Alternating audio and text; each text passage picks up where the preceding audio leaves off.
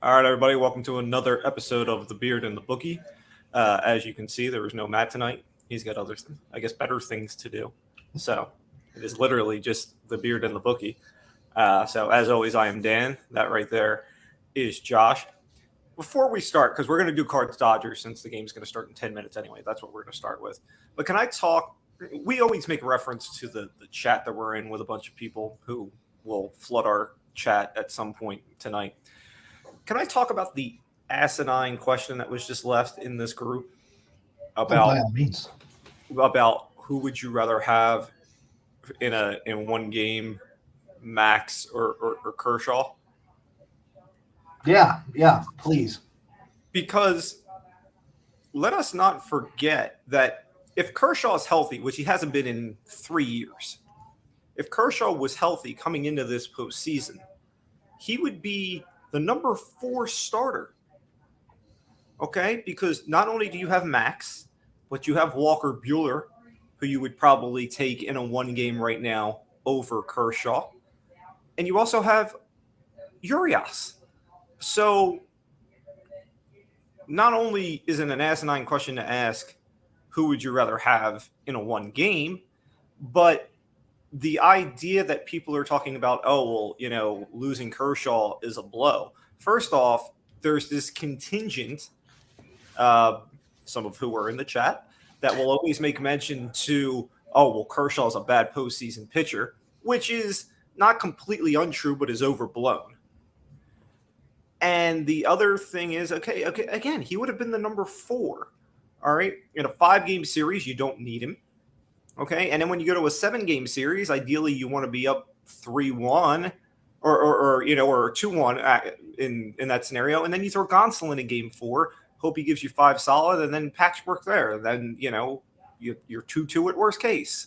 So, I mean, the Muncy loss, going from Muncy to Pujols is a bigger loss than losing Kershaw, if you're looking at it from a Dodger perspective.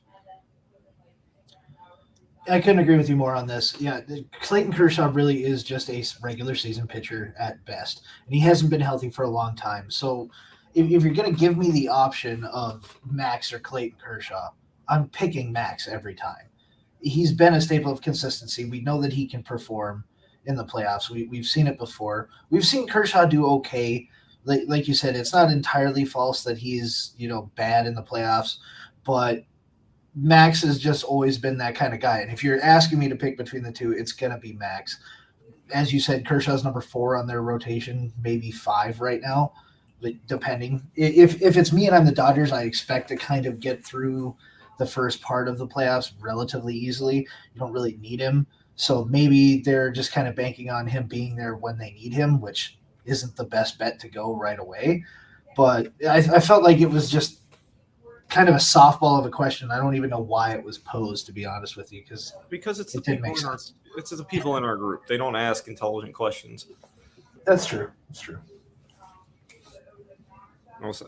Oh, the scout over here is telling me the Pujols isn't even playing first. I didn't check the Dodger lineup yet. Hold on 1 second. I'm looking for who the fuck asked. I don't see anybody. Yeah. Hold on. Let me look at the Dodger lineup real quick because I looked at it earlier. Oh, yeah. By the way, Cody Bellinger batting 8th. Talk about a guy who just has fallen off the cliff. Yeah, no joke, right? But let's talk about the game quickly since it's about to start. Yeah. Dodgers heavy favorite on the money line, minus 220. Scherzer obviously on the mound against Wainwright. Scherzer has pitched against the Cardinals twice this year. For those of you who want to ask, yes, it was recent. It was in September. Was it during the 17 games? Well, obviously it wasn't during the 17 games because they would have lost. No, last start was early September, 8 innings, 6 hits, 1 run unearned, 13 strikeouts. He's pitched 14 innings against the Cardinals this year. Combined, he's given up 10 hits, 22 strikeouts, 1 walk, no earned runs. That's what Scherzer has done against the Cardinals this year. Wainwright's only pitched against the Dodgers once this year. I have his line somewhere: 8 1/3, 7 hits, 4 runs allowed. 4 strikeouts. So, do I give the Cardinals no shot tonight? No, I don't give them no shot. I mean, I don't think Wainwright's going to get hit around all over the place. If you follow us on Twitter, I told you there are 3 guys that hit Wainwright pretty well. Both the Turners, Trey and Justin, and AJ Pollock all are hitting above 300 against Wainwright in their careers. On the opposite side for the Cardinals, the only guy who's got any sort of batting average against Scherzer is Tommy Edman. The next guy, Matt Carpenter, is hitting 250, and he's not even in the starting lineup. Everybody else hits below 200 or below. So I think it's a lot tougher sledding for the Cardinals to get through Scherzer than it would be necessarily for the Dodgers to get through Wainwright. Cardinals, much like the Red Sox did in last night's game with Cole, although Cole was all over the place. He had no feel for things, which I don't expect either of these guys to necessarily have an issue. The Cardinals ideally want to make sure to throw a lot of pitches early. Get to that bullpen as quickly as possible. That's where the Dodgers could have some leaks and try and win the game, be, within a run or tied once you get in that bullpen and win a game late. I don't expect, the Cardinals to do what the Red Sox did, also Cardinals away where the Red Sox were home, where they're going to get an early lead and kind of ride that. Yeah, I was thinking like the only real thing that the Dodgers have to be concerned about is if for some reason Max isn't confident in his pitches, if he doesn't have a good handle on the ball early, kind of like a Garrett Cole situation from last night, which was epic to see the Yankees lose in that fashion. I really don't see an issue here. I think Wainwright's just not. He's not the guy in a game like this, especially pitching against Max. You're not really going to have a good go of it. I don't see it being as high scoring as a lot of people online are talking about it being. I think it's going to be still a relatively close pitchers duel, but I think that just the lineup and depth that the Dodgers have is going to be overwhelming, and it's going to carry them through pretty easy. It's the same situation as last night. Everybody expected this big, run scoring palooza. It didn't happen. And again, if you follow us on Twitter, I told you guys last night, looking at the Yankee game, slow down, riding the Yankee train. You look at Nathan Eovaldi and you're like, oh, it's Nathan Eovaldi against Garrett Cole. It's got to be the Yankees, right? Eovaldi has pitched really well against the Yankees. He had pitched against them 4 times. He only had 1 bad start, which was his most recent. And his postseason numbers are actually really good. So it wasn't like the Sox were just throwing somebody up there with the hope of, oh, well, I hope he can give us a decent start. I mean, ideally, yeah, would they have loved to have Chris Sale there?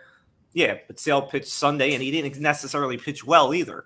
They had to come back and win that game just to get into the 1-game playoff.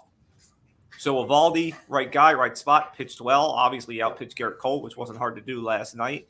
And now the Sox move on to get the Rays, which I think the Rays are very happy to do because the Rays were trying to knock the Yankees out this past weekend and unfortunately couldn't do that, losing on Sunday 1-0 in the 9th, which had they won that game, then we would have got a little bit of anarchy with the Blue Jays trying to slide in.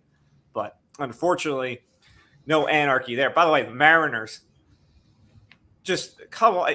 You had the Angels on the weekend. All you had to do was beat the Angels, and you lose the series. Yeah, Seattle's going to Seattle, honestly. They always make these moves that give you so much hope. They bring in a couple guys that you expect to perform at the level they were performing at before they got there. And much like Giancarlo Stanton last night trying to slide in at home, they just fizzle out and they don't even come close when it really matters. I didn't even know Stanton could literally slide. Well, I figured he could slide. I just didn't think it was very fast, and I was proven correct. Yeah, didn't work out well. But no. Props that I'm looking at for tonight on the Cardinal side, Tommy Edman over 1.5 bases is plus money, and I would look at Trey Turner on the over bases too. Not so much maybe Justin, but those are the 2 guys you think. Both guys, I know Edman's at the top of the lineup. Turner, I think, is batting middle of the lineup. So they'll get the most ABs on the turns. Both are speed guys, so you get a ball down the line or a ball in the gap. there's your bases, and voila. So obviously, we don't know who will be playing the Giants. That will be decided tonight, but we can look at the other series. Let's start in the NL with the other two teams, which are the Braves and the Brewers. Brewers, obviously, with an issue losing Devin Williams, who got a little too hyped during the celebration, punched the wall, broke his hand. So there's your second best reliever now out for the postseason. I would feel, as someone who knows that the Braves go out of postseasons very quickly and would like them to do so again right now, I feel like of all the teams in the National League, and that includes the two teams tonight, this is the best matchup for the Braves. It is the best matchup because despite the pitching edge, which is Milwaukee's, you can argue however you want to, it's Milwaukee's. Milwaukee's offense is very hot and cold, very hot and cold. And when they're cold, they are ice cold. I mean, this isn't MVP Christian Yelich from 3 years ago. So, I mean, I have issues with the Braves lineup too. Okay, all the trade deadline acquisitions of Soler and Duvall obviously paid dividends, and all that. But I don't know that I necessarily rely on them in a big postseason spot. But this is a situation, I think, for Atlanta, and essentially they're playing with house money because once Acuna goes down, you don't expect much from them, and they end up winning the division anyway. But this is a situation where I would question if they don't get it done here, if they have another first round exit, do they start looking at this roster and start trying to figure out where the flaws are? Because you cannot. This isn't the 90s Braves that kept going to World Series and not getting the job done. This is not getting out of division rounds.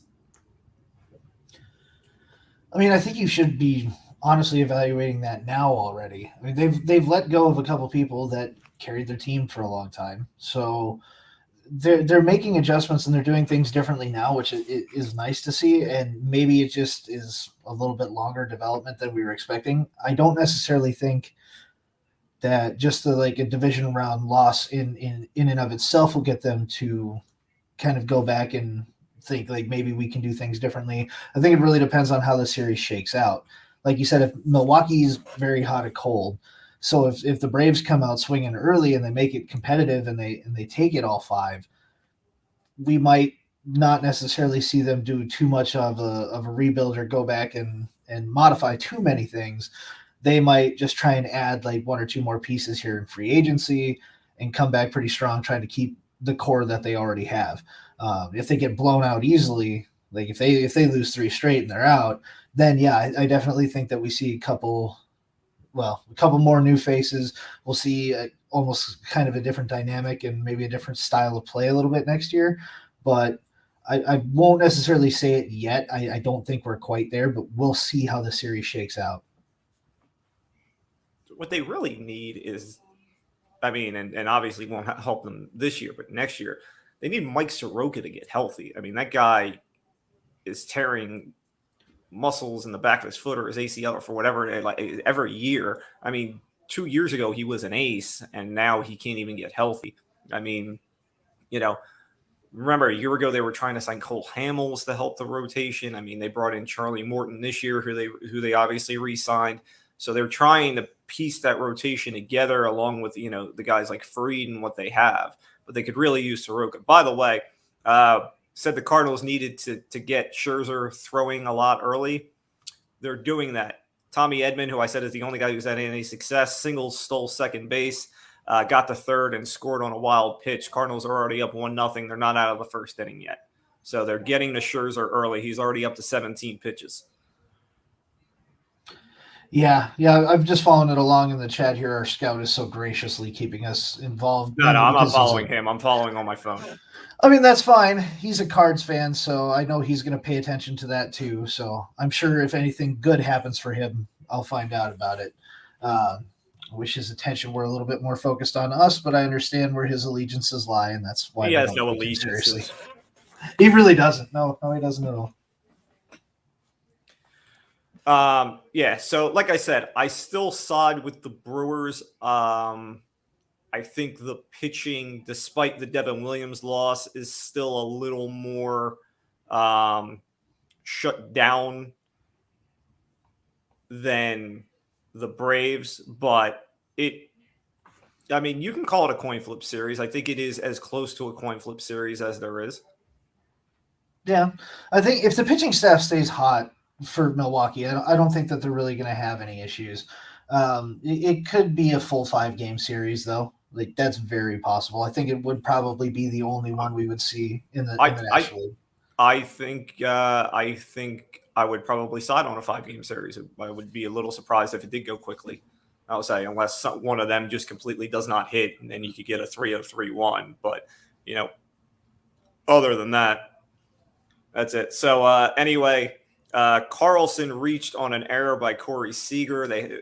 Cardinals had first and third, but then good old Yadi Molina, my nemesis, decided to swing at the first pitch and fly out. So Scherzer out of the inning, 1-0 Cards. They go to the bottom of the first.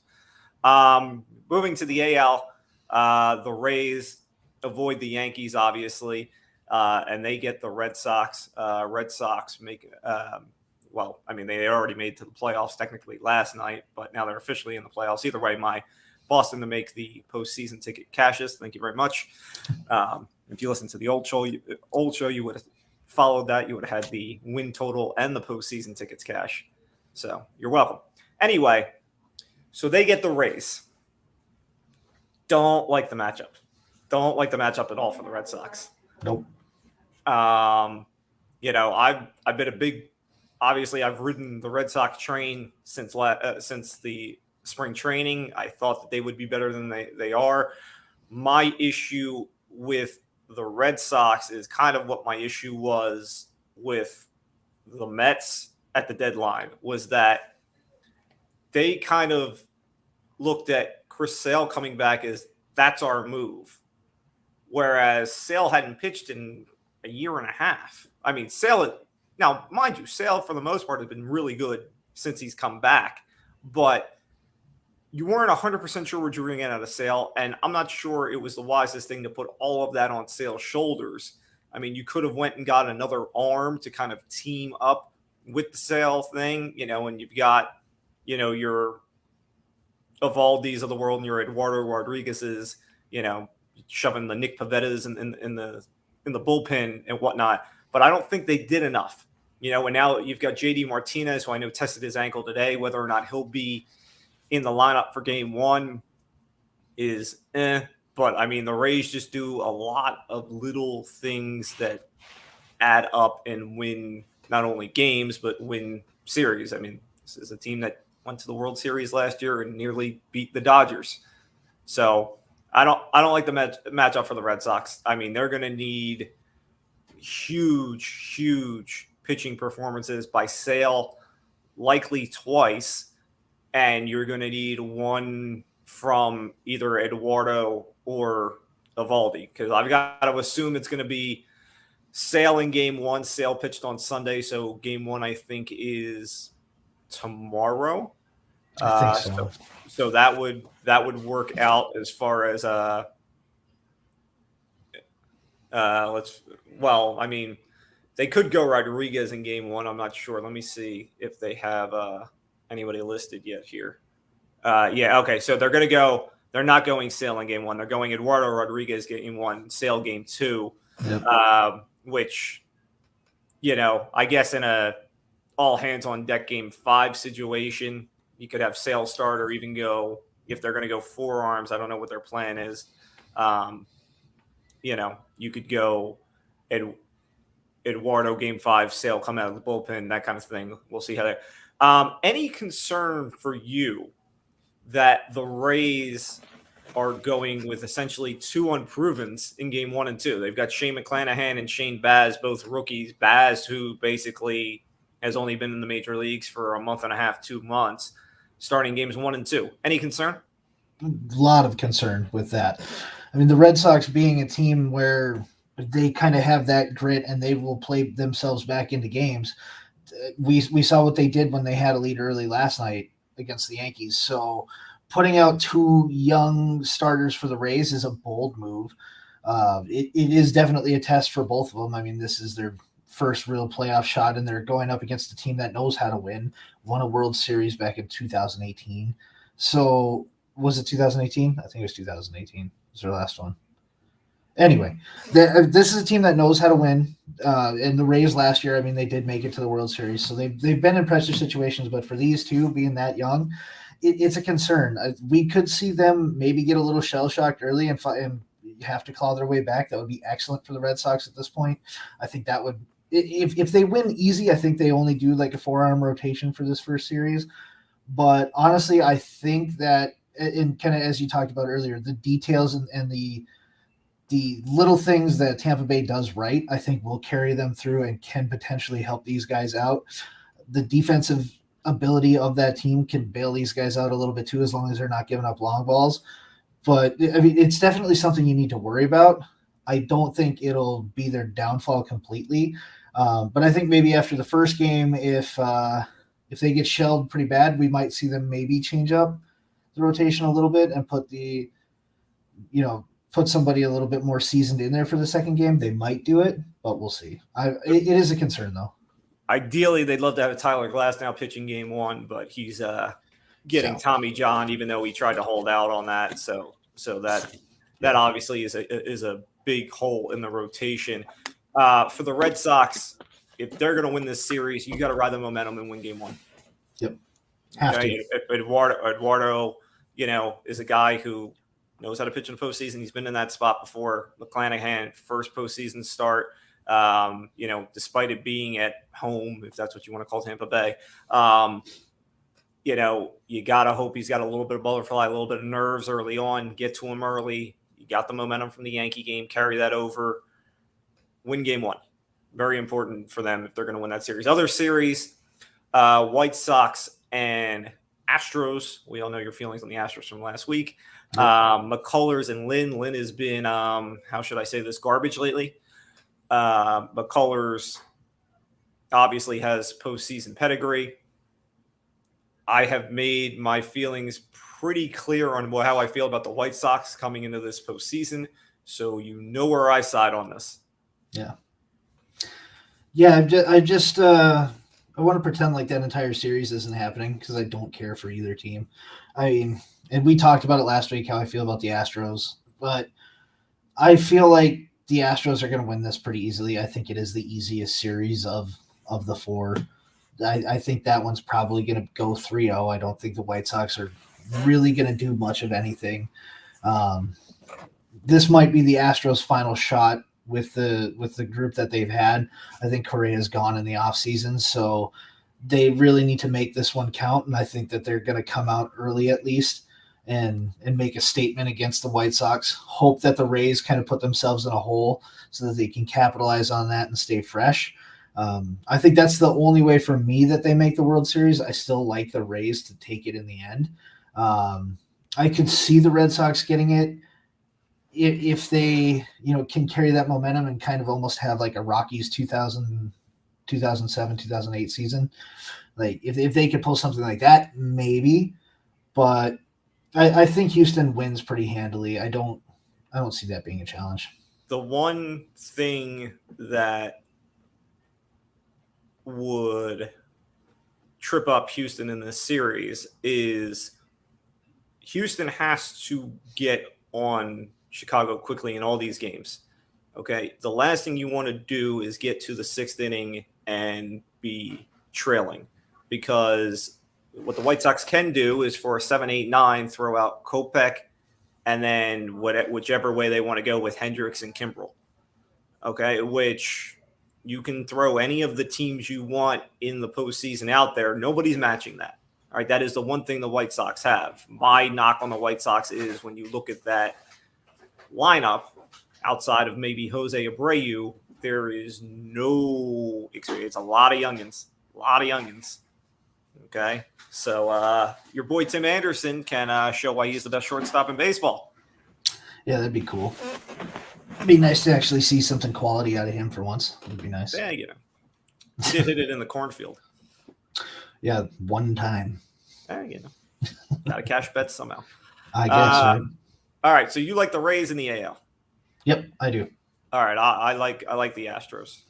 The Rays' downfall is that they use that bullpen so much. The bullpen is usually worn out by now.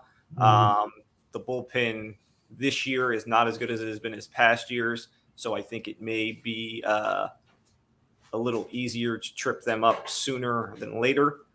So I like the Astros. NL, despite the Muncy loss, I'm still going to side with the Dodgers. Dodgers have depth. Dodgers have pitching. That the only team that can match them as far as the top three in that rotation is Milwaukee, and Milwaukee's got their own issues. So I like a Dodger-Houston World Series. Yeah, I would agree with the Dodgers. I was thinking on the same lines. Milwaukee would be interesting. They do have a solid pitching rotation, but when they're hot and cold, they don't really have the depth. I don't think that they can carry it with everything that they have going on right now. So yeah, I think Dodgers pretty handily take the National League. I'm gonna go with Dodgers Rays just because, but yeah, I think Dodgers easily win the National League. It'll be a good series, but we'll see where it goes. All right. Just an update. Despite a leadoff single from Mookie Betts, Wainwright doesn't have any issues in the first inning, so Cards with a 1-0 lead after 1.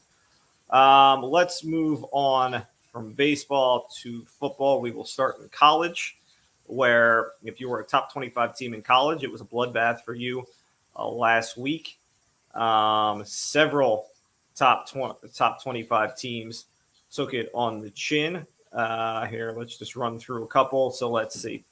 Fresno State lost to Hawaii, which I made reference to on this pod last week. You did. UCLA lost to ASU. LSU lost to Auburn. Which I made reference to on this A&M podcast. lost to Mississippi State. Florida lost to Kentucky. Oregon lost to Stanford. Yep. I was going to say we had the Arkansas massacre. Yeah, all kinds of stuff. So you're forgetting one.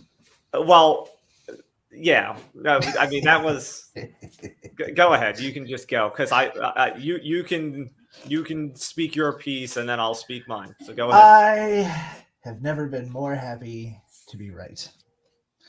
And it was my pleasure watching Cincinnati dismantle a Notre Dame team that had no business being number 7. Further proving and just showing my knowledge and expertise of college football that Cincinnati is the first true non-Power 5 contender for a potential playoff spot. Granted, they are number 5 still right now in the AP poll, which is to be expected. But after this weekend, they will be a top 4 team, considering we have Iowa and Penn State playing each other. The argument this weekend, and you know this because you were there as well, between Cone and Payne is it Pine or Payne? I don't know how. Payne. Whatever. I don't know if it matters at this point. It's not because he's not going to start again, not for a little bit. That's still Cone's still going to be your starting quarterback. So all this hype around the other guy is really not there. I feel like if the execution comment was a joke after the Florida State game, it might be real this time after losing to Cincinnati. But I mean, good for them at the end of the day. Like, we knew Notre Dame wasn't a good team. I tried to hype you guys up when it's you and Maddie here because it's your team, and I want you to at least have some hope, because I love nothing more than to watch it get crushed every single year, as mine might be this year when we talk about Alabama, because I'm not confident in them beating Georgia right now. Really not. But yeah, it was nice to see. I'm actually excited that we have a non-Power 5 team that's this high up and being talked about right now. It's just a benefit to college football after so many years of seeing the same teams at the top. to have this outlier that could potentially play spoiler and ruin some dreams. I think it's nice, man. Okay, so let me pop two bubbles here at once. Number one, let's pop the Notre Dame bubble. Okay, because if you remember, I came on here, and now despite I thought they would beat Cincinnati, and they dug themselves in such a hole in the first half that they couldn't dig themselves completely out in the second half because they were a much better team in the second half.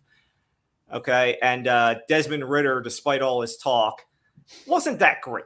All right, no. So let's calm down with that. Okay. Well, we'll quiet him down. It was still fairly loud. Sorry, Desmond. All right, and I don't need to see his mom 500 times either. Please stop. But I told you this was a transition year for Notre Dame. They're not expected to be good. Okay, and the same group of people that were in this chat on this show sitting here bashing Notre Dame, talking about, well, they barely got past Florida State. They barely got past Toledo. And well, so then why are you so surprised they lost to Cincinnati? I wasn't. That's why I bet against them. But I'm saying that's my point. People can't play both sides here. They're either the team that barely escaped or they're the team that should have beaten Cincinnati without a problem. You can't be both. Well, the issue is the Wisconsin game. People, myself Wisconsin's overrated. Yes, I know that now. Okay, look at Wisconsin this past week. Yeah. Okay. Again, follow us on Twitter. Okay. I told you, take Penn State. Wasn't even a concern in my mind. Mertz is god awful. Now he's hurt apparently. Yep. I was going to say Wisconsin's garbage. I mean that was easy. Yeah, that was an easy win for you guys, but like myself being one of them, I liked Wisconsin in that game. I thought Wisconsin was just going through a rough patch, and I was like, well, they lost to Penn State. Penn State being a top 4 team right now looks pretty good. So I was like, nah, I think Wisconsin can actually be competitive. And I think that was more shocking when we saw that, oh, wow, Notre Dame really took it to Wisconsin. Is Wisconsin that bad, or is Notre Dame actually, like, are they decent?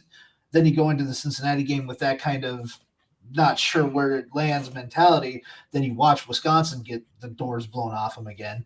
And then you watch Notre Dame get beat by Cincy, and you go, okay, I guess this makes sense. The thing is, now let's pop the Cincinnati bubble. Yeah. Okay. Cincinnati gets the big win in South Bend, right? Woo! Yeah. How do they follow it up? You know who they're playing this week? I do. I wrote it down. Temple. Yeah. Okay, who actually won a football game last week? They did. Like, I don't know that many people know that Temple has a football team, let alone can win a game, but they did last week. Cincinnati plays nobody down the stretch. Their biggest game left on the schedule is SMU. And how good is SMU? They are a fringe top 25 team. So do you know how many teams are there to vault Cincinnati as we progress here?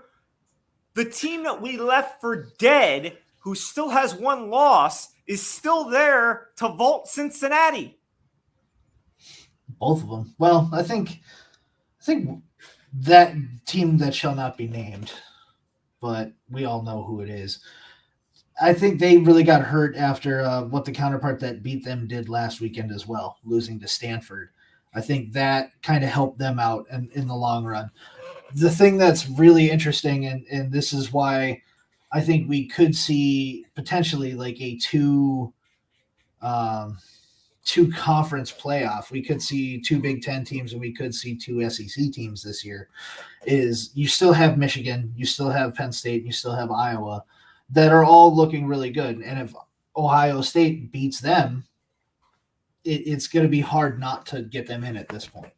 Well, I mean, that's the biggest thing about those teams is that they're all going to play each other down the stretch, which is why, if I'll pick 2 here.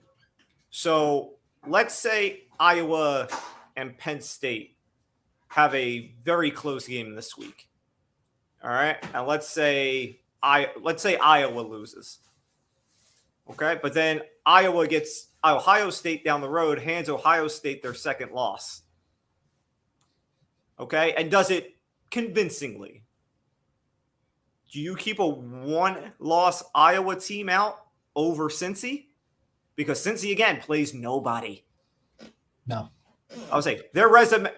Here's the Cincinnati resume for those banging on the door. Let's let a non-Power 5 team in, please. Here's their resume. We beat Notre Dame. There you go. And undefeated. Can do. And undefeated. Undefeated means UCF was undefeated. They had to declare themselves national champions because nobody else would. I still want them back in the playoff for that. That would be so fun for me.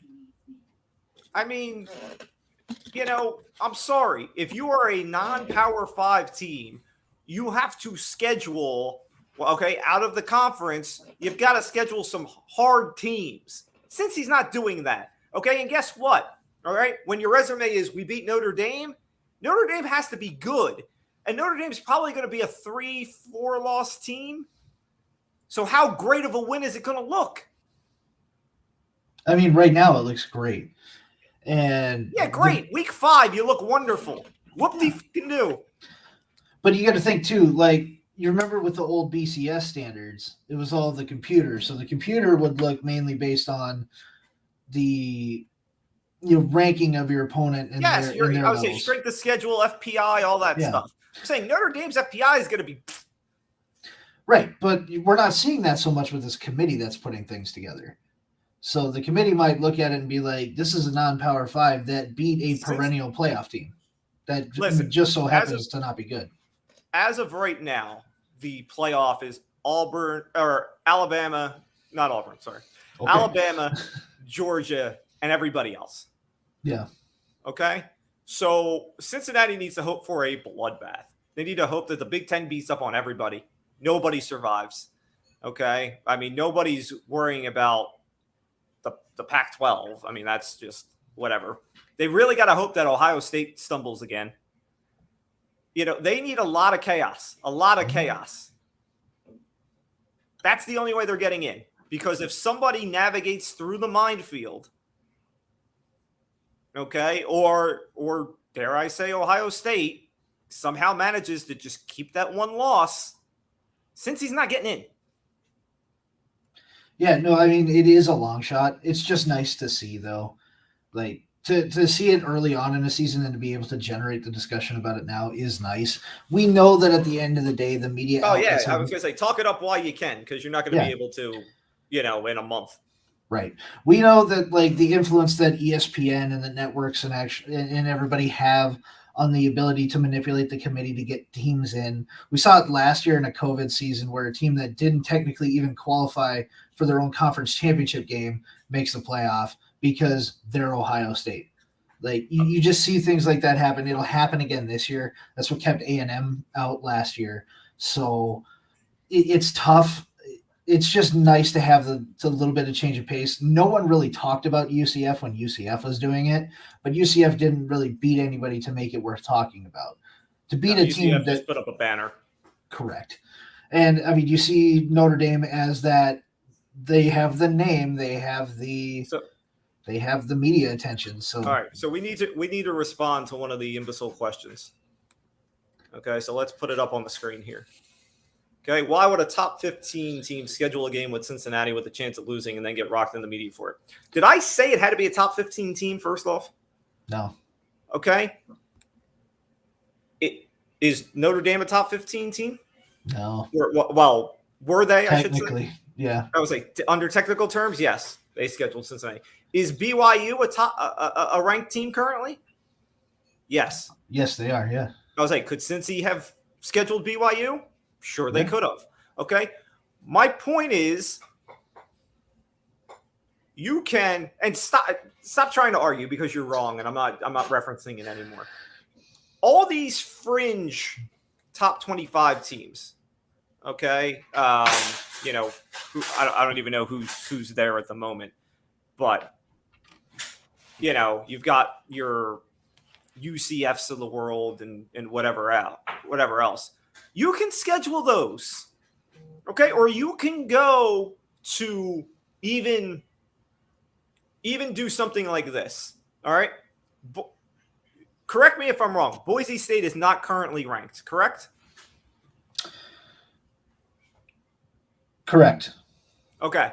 However, if I told you Cincy was going to play Boise on the blue turf, you would give some merit to that game, wouldn't you? Absolutely. Yeah. And yes, I know UCF is on the schedule. I use them as a point. Okay, but my point is that you can take fringe teams like a Boise, or look at even Hawaii last week.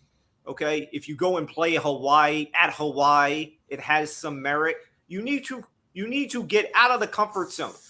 You can't have everybody come to Cincinnati or just play all these fringe nobody teams outside of the top 5. It's not going to get you in the playoff. So here's just a couple teams too. I'm looking at the top 25 right now. Here are some like fringe. So you've got Texas at 21, Arizona State at 22, but you have North Carolina State at 23, SMU at 24, San Diego State at 25, and then close to like fringe teams, Oregon State, Mississippi State, Western Michigan, Fresno State, Pittsburgh, Appalachian State, Kansas State, Boston College. Okay, so right there, all right. Could they have scheduled Western Michigan? Could they have scheduled Pitt? Like are they going to get SEC schools or Pac-12 schools? No, they're not going to get that. I'm not suggesting that, and that's what the asinine question is. Oh, why would they schedule? They're not going to schedule. Right? The big conferences aren't going to worry about it. Well, Cincinnati, have at it.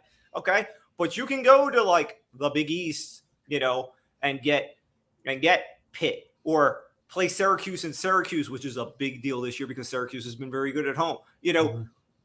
Playing teams in spots that give that more merit and look better on your schedule, that make your resume look better. Since he's not doing that, which is why they're not getting in. That's the point I'm driving home here. This is what you're seeing out of the big teams too. Like you're seeing Alabama do this for years and years and years, and you've seen Ohio State do it, and you've seen USC do it. All these big name schools know how this works. They're trying to impress the committee, so they will schedule teams that to them are bums. They're bum teams. You used to see them playing the Rices of the world and the Appalachian States week 1, just to get that warm up game and go out there and beat them. Now you see like Alabama had a 2-year stretch where they played USC the first game. They come out and play Miami, the number 14 ranked team, week 1. We're starting to see this ever since like 2005 when Texas played Ohio State. And what was it, like week 3, week 4? Big out of conference games. You're starting to see more of those from the big teams. All Dan is really saying here is give us a fringe team that's tough to beat at home, or like just a tough team in general that's known to put up a fight and make bigger teams struggle. And then you, as a non-power conference team, go in there and win that game. That gives you some credibility and it gives you some merit. And about the whole top 15 team schedule, if you're going to go after an SEC team, or if you're going to go after a Big Ten team, they're going to go after the Vandys, the Kentuckys, the Minnesotas. They're gonna look at those teams, the Purdues, the Indianas. If you're going to play Minnesota, you got to play them there. Exactly. To you. No, you have to go there, which I believe Cincinnati has done in previous years. I'm pretty sure they've. I would say the same for Kentucky, because as bad as Kentucky is, Kentucky at home plays fairly well. So, I mean, if you're going to grab like you said, if you're going to grab an SEC school, okay, a Kentucky, maybe a Mississippi State, something along those lines. But again, got to go there. You got to go in SEC hostile territory. That's what builds the resume. And yes, I know the Big East is not a football conference. I was just making reference to teams that are associated with the Big East. I'm aware. Good God. Semantics these days, I tell you. Seriously, cancel culture over here. All right, we'll get to picks later. We'll save that for the end. Let's move on to the NFL. Let's do noteworthy things first before we get into last week's games. So today, Stephen Gilmore got traded to Carolina for a 6th-round pick.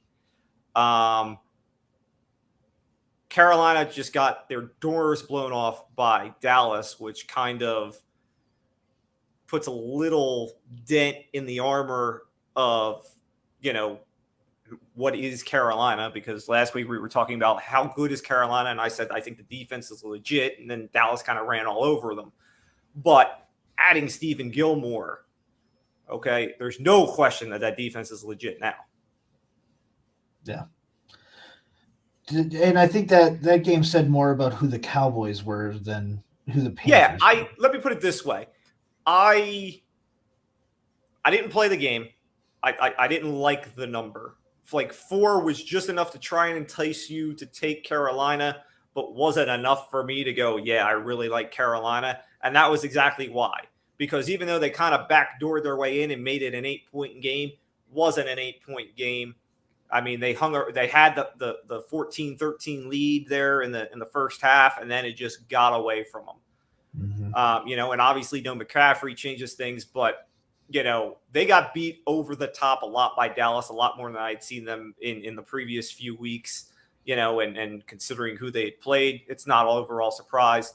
But, I think that's the type of game, and that could have even been, more an incentive for them to get Gilmore today. That's the type of game that okay, we went up against a big boy, showed us some of the flaws. Let's address them now. Mm-hmm. Because, you look at that division, all right, the Saints aren't any good. No. Carolina can win that division, as much as anybody else. Well, I don't see Carolina beating the Bucs, though. Well, I mean, I can. You're right. Okay, when push comes to shove, I'm not saying they would be, but I could sit here and try and make a case for why Carolina could win that division over Tampa Bay. I could make a case. Yeah, it wouldn't be a strong one, but you could make one. Oh, well. So last night the Cowboys released Jalen Smith. Now,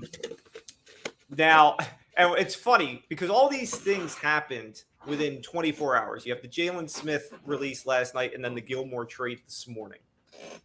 And what's funny is that when both of these things happen, you immediately hear the same team connected to who wants him. And all I keep thinking about is all these times, you have Randy Moss going on the radio in Wisconsin saying, if Aaron Rodgers wins a Super Bowl this year, it's going to be I don't see him leaving. It'd be very hard for him to leave. And all I keep seeing is every time something happens, it reminds Aaron Rodgers why he no longer ever wants to be in Green Bay. Okay? He looks at the Stephen Gilmore trade today for a 6th-round pick that's in like 2 years and goes, we couldn't do that? And the last update I got a couple hours ago is that Green Bay is trying to finalize a deal with Jalen Smith, but other teams are still involved. Mm-hmm. So are they going to go 0 for 2 on swinging on guys that were literally right there on the scrap heap? Because this is the kind of stuff that Aaron is mad about. Aaron's going, get me something. Because Aaron knows deep down inside, and anybody who's watched Green Bay knows deep down inside, and beating Pittsburgh, it means nothing. I mean, you want to talk about the easiest game on the slate last week. There it was. Aaron knows that when they get to the postseason, this defense isn't good enough. It's not close. And Stephen Gilmore's and Jalen Smith's, they're not swinging the pendulum all the way, but it certainly helps. And when it's a 6th-round pick or some money involved to get it done, he's going, you can't do that for me? I mean, what were they saying? It also, there's some Rodgers rumors coming out there again too, where I think he wanted to get traded to San Francisco. Like San Francisco was still his number one choice. Yeah, I would say his number one choice has always been San Francisco. Remember, that was the team that he thought he was going to in the draft, and then he got passed up. He's a Bay Area guy. Played at Cal. So that was his number one destination in the offseason. Then obviously they went and got Trey Lance. So, but my thing is that, everybody thinks, oh, well, the Niners got Trey Lance, that door is closed. I don't think it is at all. And I think that the what do you know, Jimmy G is hurt train is the door that opens this wide open for Aaron again. Because now you're going to get to see a Trey Lance. And, let's see what Trey Lance looks like. Because if Trey Lance looks like a rookie and has his ups and downs for a team that, is 2 years removed from the Super Bowl and still has a pretty good core in place, why not Aaron Rodgers? There are the conspiracy theorists out there that said the Niners drafted Trey Lance for the inevitable trade for Aaron Rodgers. So it's all there. A lot of people are connecting the dots to Denver, which, I don't know if he would want to go out there, but it makes sense. I will tell you right now, there is no chance in hell he is going to Pittsburgh. Just close that right now. Yeah, I love that rumor, though. It is not happening. The only other spot that you could even put in the play, which, you still have the massage parlor man lingering out there for one of these spots, is Miami. Because Miami desperately needs a quarterback. Okay? They're not good with Tua and they're worse without him, which doesn't say a whole lot. Okay, they are a quarterback away from being a threat. Yeah, it's true. When the whole Rodgers situation, the thing that I think makes a lot of players hesitant, and I think the real issue in and of itself is that Green Bay doesn't have an owner. Okay, it's the shareholders and the people that vote to put these figureheads in place there that makes it unlike any other professional football team. So the way that decisions are made and the way that the accountability is held is completely different for that team. And it's not one that's great for players. If we see Trey Lance perform relatively well and they do make a play for Aaron, it's going to be in the offseason, so it wouldn't be until next year. I think Green Bay is trying to make a legitimate attempt at, getting him these pieces or trying to help him out by bringing back, guys like Randall Cobb and stuff. They're trying to placate him into staying, and they're trying to make him a legit contender, or at least give him what he wants, so that when they inevitably do fall apart in the playoffs, they can be like, well, we gave you what you asked for. So, obviously it takes more than just what you want for this.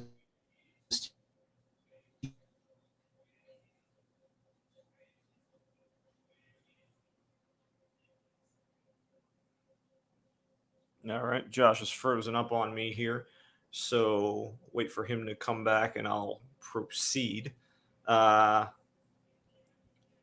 Okay, again, stop in the chat trying to act like you know everything. Rodgers redid his deal. He is out after this year. Okay, stop. All right, let's take the frozen Josh out of here. Wait for him to come back. All right, there we go. Anywho, I'll save the Chargers talk for when Josh gets back, because Josh needs to have some explaining to do. Let's talk about the Giants game here while he's gone, because the Giants beat the Saints in overtime. I think you can start to squash the questions about how good of a quarterback is Daniel Jones. I don't think he's ever going to be mistaken for Patrick Mahomes, but I don't think he is, he's a mid-tier guy. He's a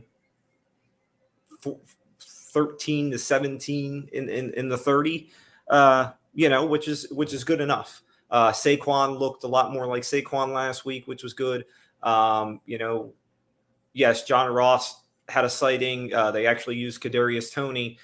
But that game said a lot more about the Saints than it did the Giants, because the Saints are just not a very good team. The Jameis Winston, comeback tour took a hit after week 1 and just hasn't been very good since, as we add Josh back. Welcome back. Good to be back. Sorry about that. All right. So anyway, now that you're back, I'm talking about the I'm talking about I wanted to wait for you before I dove into the bigger games. So we're talking about Giants Saints. And I was saying how the game said more about the Saints than it did the Giants. The Saints are just not a good team. The Jameis Winston comeback story ended after week 1. He's not the answer. As far as I'm concerned, you can put Taysom Hill back there. You'll get the same results, maybe even better results. But there are 2 underlying things here. Number one, as I mentioned before you came back, I think you can begin to squash the questions of, is Daniel Jones legit? He'll never be Patrick Mahomes, but I think he's somewhere in the mid-tier, 13 to 17, which is perfectly fine. He has gotten the turnovers under control. He's not fumbling. The only interception he's thrown this year is the Hail Mary he threw at the end of the first half. He has not been a turnover problem. He threw for over 400 yards. He really stepped up down the stretch there. The problem is that, again, it's not a game the Giants should have won. The Saints were up 11 halfway through the fourth quarter. That's a collapse. And when you look at the underlying numbers, the Giants are getting no pressure on quarterbacks. Okay? Do you know the last time a team won when they had no sacks and no QB hits and it's unheard of. And somehow the Giants managed to do that last week. So it's a nice to get a win, but it is a facade. Okay? Unless that defense, which again was top 3 in sacks last year. Okay? Unless that defense does a complete 180 and suddenly shows up, the Giants team is just going to be what it is, which is not very good. Yeah. Yeah, that game was the biggest surprise for me, because I remember I was talking all kinds of crap on Sunday morning, being like, well, you don't have to worry about the New York teams this weekend. I'm sure that's just going to be a dumpster fire again, but Giants somehow managed to actually win a game. Daniel Jones looked serviceable, which, like you said, he took really good care of the ball. He wasn't making any stupid mistakes. We're actually starting to see some progression out of him, and maybe the game is actually slowing down for him, other than Justin Fields' definition of slowing down. So we're seeing some good things there. Yeah, QB1. Yeah, special guy. Even though Nagy's saying that, we're going to keep the field open for all 3 of them to play. So I'll get to that in a minute. But, I mean, good on the Giants. I think Sean Payton is – I don't know if it's just because, they've had some salary cap issues and keeping guys around, that maybe it's built up some animosity in the locker room. Maybe these guys just don't feel as appreciated and they're not working as hard for some reason. They know that, everything's kind of different now that Drew Brees isn't there, even though Drew Brees hasn't been Drew Brees for a couple of years now. It's any number of things that could have caused that collapse, but they did absolutely collapse. Giants were lucky enough to capitalize on it. Stereotypical kind of NFC East game where a team that has no business winning somehow pulls out a win and continues to make things interesting there. I do real quick want to backtrack just for a second, since I'm seeing this comment in here about Rodgers' contract being a big issue for Green Bay. Yeah, I already shot that down. Okay, good. As long as you covered it, I was like, if we're not talking about that, we need to, because that's no. Because if you look a couple of comments down, I said that there is an opt out that was restructured in there for after the year, so he can leave, and that's where the potential opt out, but he doesn't have to. He's using that. Okay, the first day that he can use it, he's using it. So absolutely, I would say there's no potential. I'm glad you brought up Sean Payton, because I thought of something. Bill Belichick gets a lot of grief now that Brady's gone about, well, he's not the same guy without Brady. Why isn't Sean Payton getting that? Sean Payton hasn't been dominant like Bill Belichick has, though. I mean, he's a perennial playoff team, and Drew Brees, we But knew. we've always okay. Now I go way back with Sean Payton. Sean Payton was the Giants' offensive coordinator before he was ever the Saints coach. So when I hear the term offensive genius thrown around with Sean Payton, it makes me literally want to vomit. So if Sean Payton is this offensive genius, then why isn't he just moving along now that Drew Brees is gone? I mean, he has the Swiss Army knife of Taysom Hill, and he's got this huge arm in Jameis Winston, and yet they can't move the football to save their lives.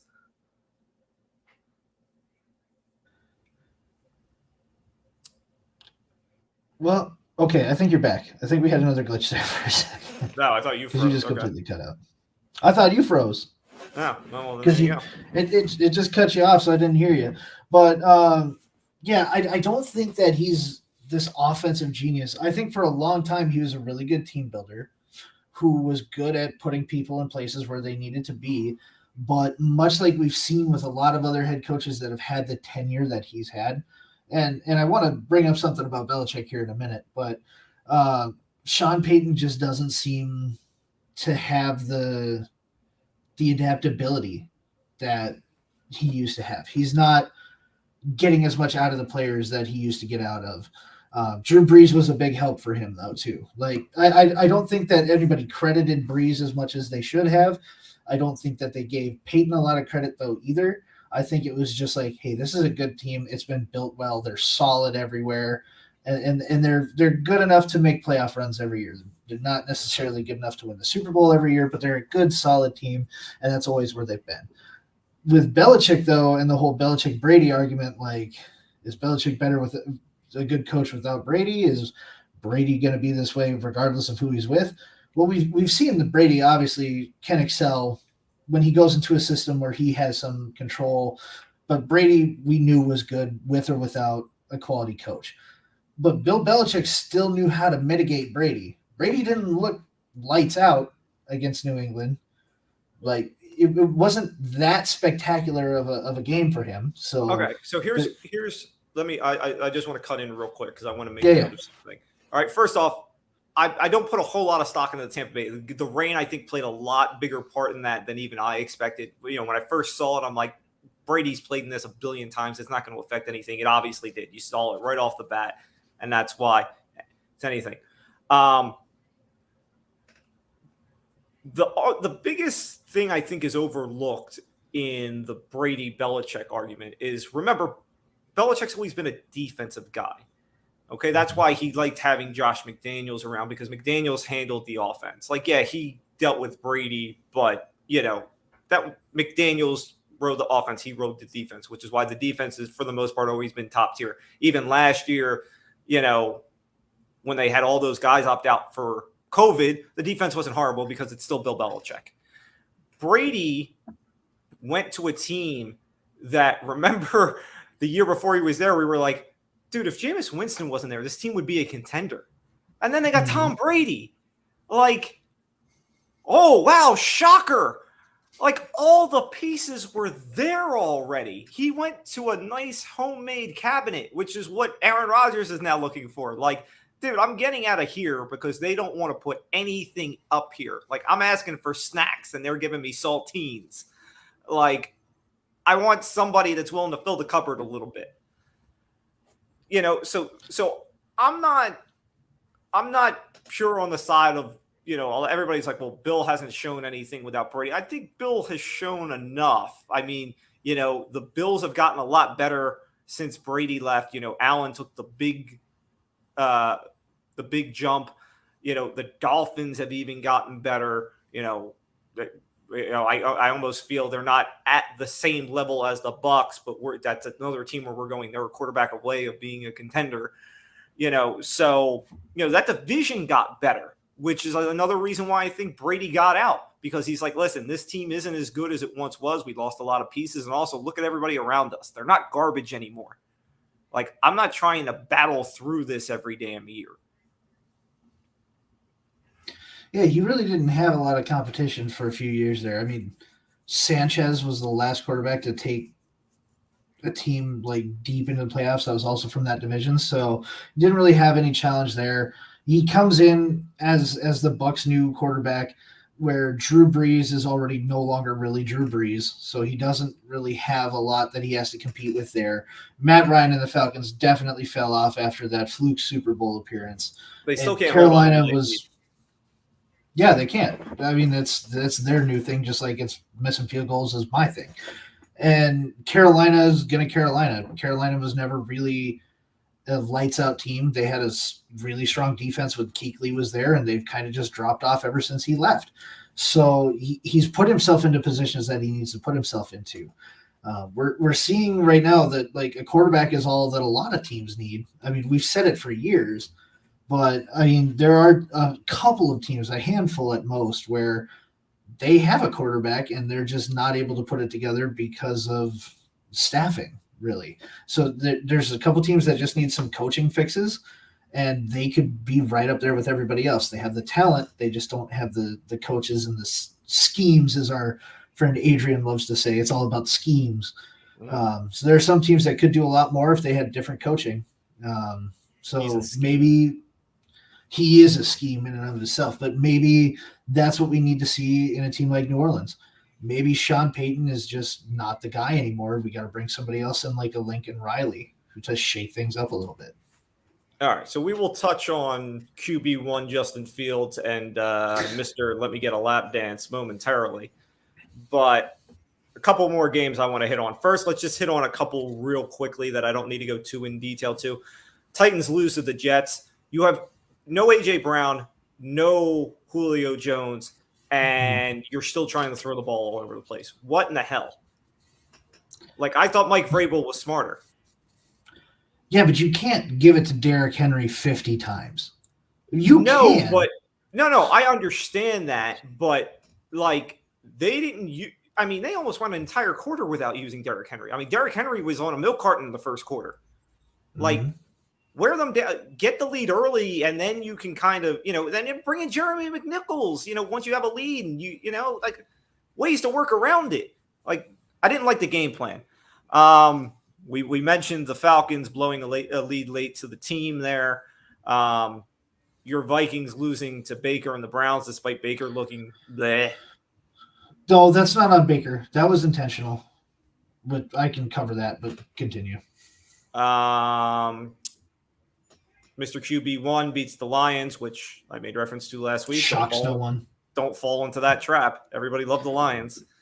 All right. Anything else we need to quickly touch on? Seahawks beat the Niners. No Jimmy G gets hurt, and then Lance comes in. I like the Seahawks in that game anyway.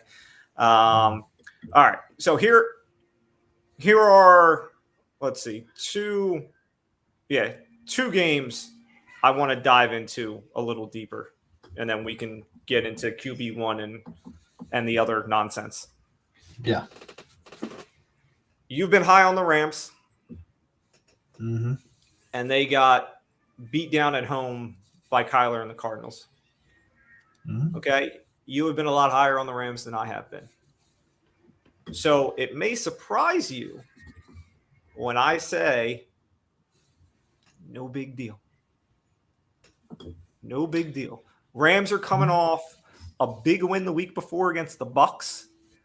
It's a bit of a letdown spot. Cardinals are trying to assert a little bit of, hey, we're legit in this thing. So they're really up to play that game. Caught the Rams a little bit in between, and they win. I am still of the belief that the Cardinals are overrated, despite the fact that they are undefeated and they are the only undefeated team in the NFL. I still believe they are overrated. I think that at the moment they're going to get some good misfortune. I think that with the inevitable Jimmy G injury, the Niners will drop. We know the Seahawks will hover. They'll have a good week like they did last week, and then they'll follow it up with a bad week.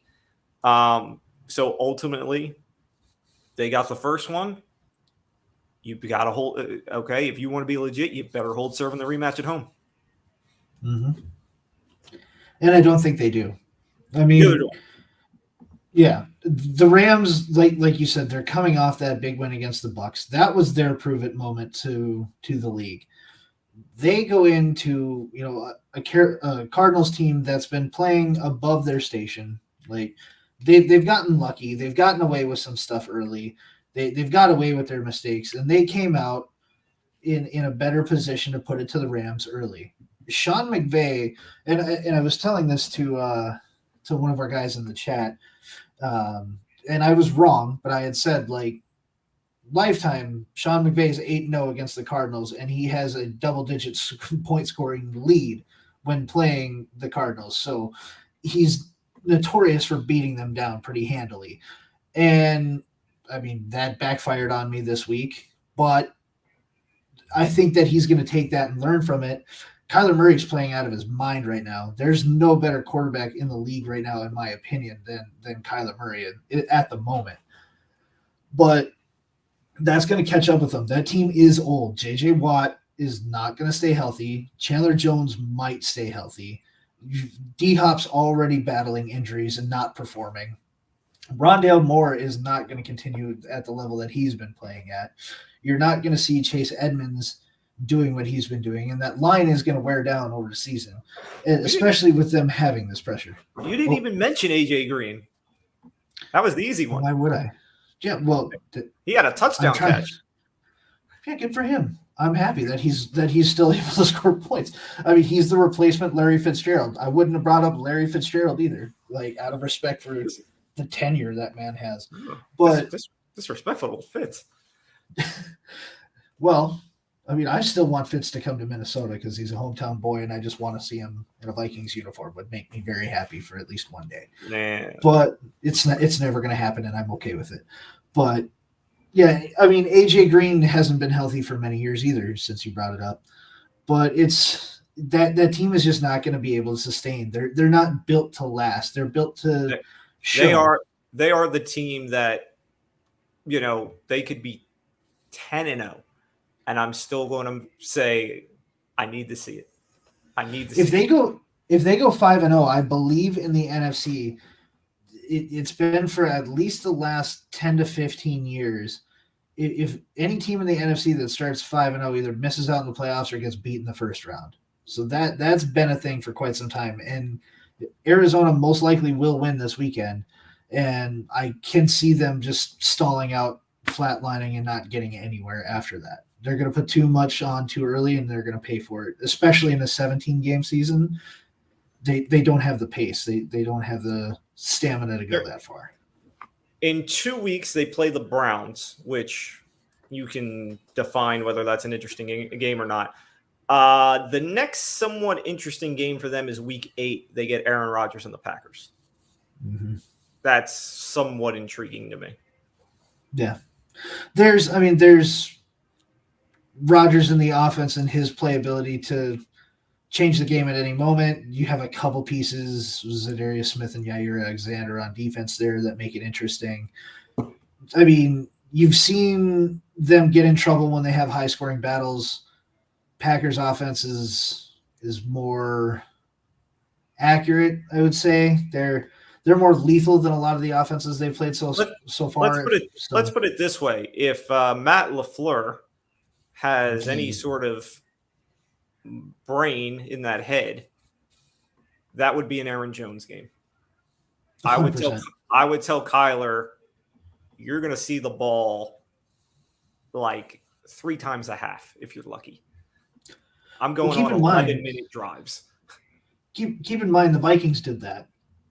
I mean, and Dalvin Cook had 90. What do you have? 94 yards in the first half, and then only had 26 in the second half. So, I mean, granted, Aaron Jones has a little bit more durability than Dalvin Cook does, but Aaron Jones also is not at Dalvin Cook's level. So I could see them focusing on the run for at least the first half. My thing is like you use Aaron Jones to and then I mean, as much as a threat as Devontae is, I mean, you can use Devontae just on short passes to move 6 and just keep chewing up time. Limit Kyler's, touches with the ball. I mean, and you have guys like you've got Robert Tanyan over the middle too. I mean, that Good guy old will catch Tunyon. anything. Good So, old Tunyon. All mhm. right. So the other game we have to touch on, and you knew I wasn't going to let you escape this one. Yep. Look who is atop the AFC West. Yep. Look who I'm still not impressed by. Here's the thing, okay? And I knew you were going to take a crap on this.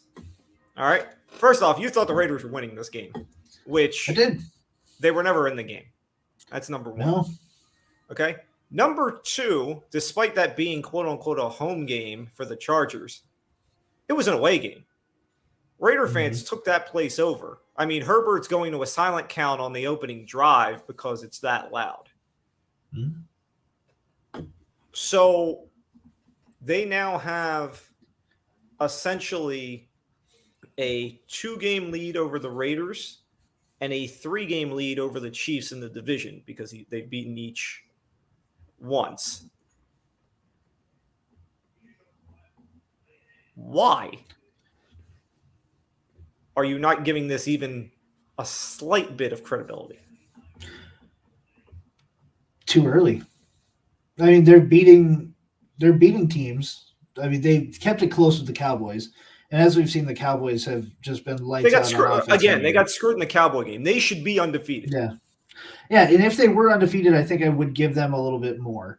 I'm just not. I'm not really sold on the play of their opponents, to be honest with you. And I think that as much as like the Chiefs used to be good, we know that defense is in shambles. I think had they beaten the Cowboys, I would have been like, okay. Like had they beat them outright and not gotten screwed, like had they kind of had a bigger lead and taken that game over a little bit more, I think I would be a little bit more impressed. Justin Herbert is playing really well right now. I don't think he's the MVP. I think there's a couple guys that are still better than him. Kyler right now would be the leading guy in the stable.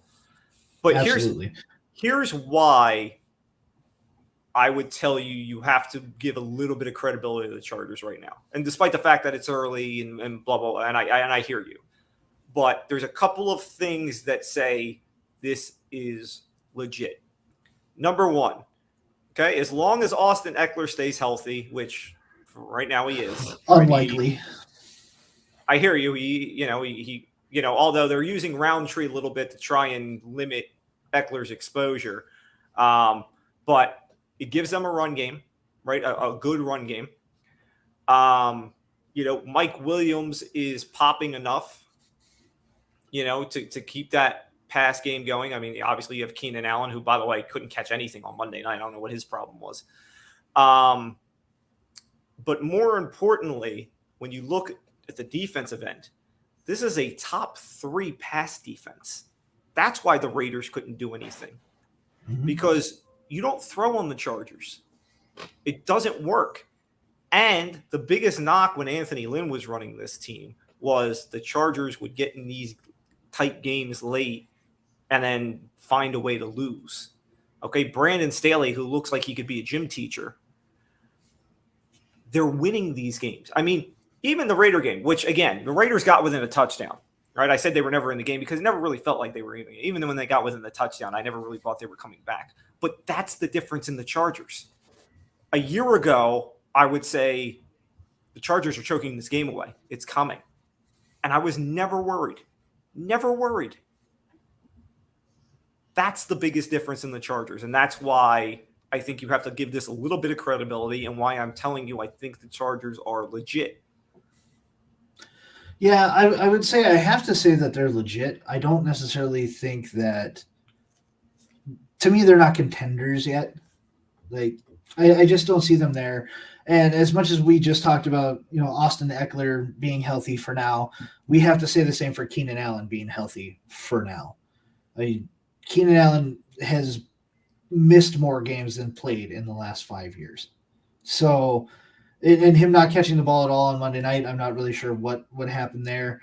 That defense, I mean, you've got Bosa out there, so it's tough for any offensive line, especially with Leatherwood out, to have really a chance at getting past that defense right now. And what's making Carr good is the passing game. Ruggs is really coming into his own a little bit.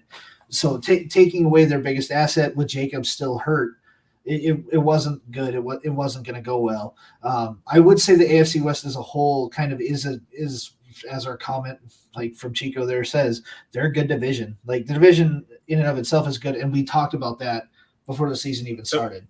We said this was going to be a good division. The funny thing is you look at that division, the worst team in that division is second place team right now. Yeah. I was like, Denver at 3-1 is going to fall off the face of the earth. Most likely. I was going to say, I mean, I don't know for sure what the Teddy B status is. I know he was concussed, which is why Locke came in last week. I don't know who's starting this week. They haven't said if Locke is going to start yet. I would say, because if it's Locke, they're losing. If it's Drew Locke, yeah. So yeah, I'm not high on the Broncos. All right, so let's look toward this week. QB1 over there. Officially QB1, Mr. Justin Fields beating the Lions last week. Again, not a shocker. He gets what I would assume be an angry Raiders team this week. Yeah. You made reference to Nagy basically saying that, they're going to try and still incorporate everybody, although they haven't incorporated Nick Foles at all yet.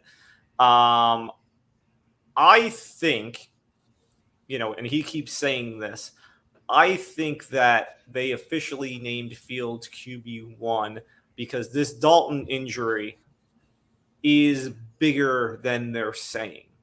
I thought that he tore his ACL when it happened. They didn't. I think they said something like it was his knee or something. But I don't think that Dalton's not exactly Mr. Mobile to begin with. I don't think he can move at all right now, and he's in no position to go out there. And they're not sure when exactly he will be. So it's like, you know what? Fields is QB1. Let's just put that out there. That's good.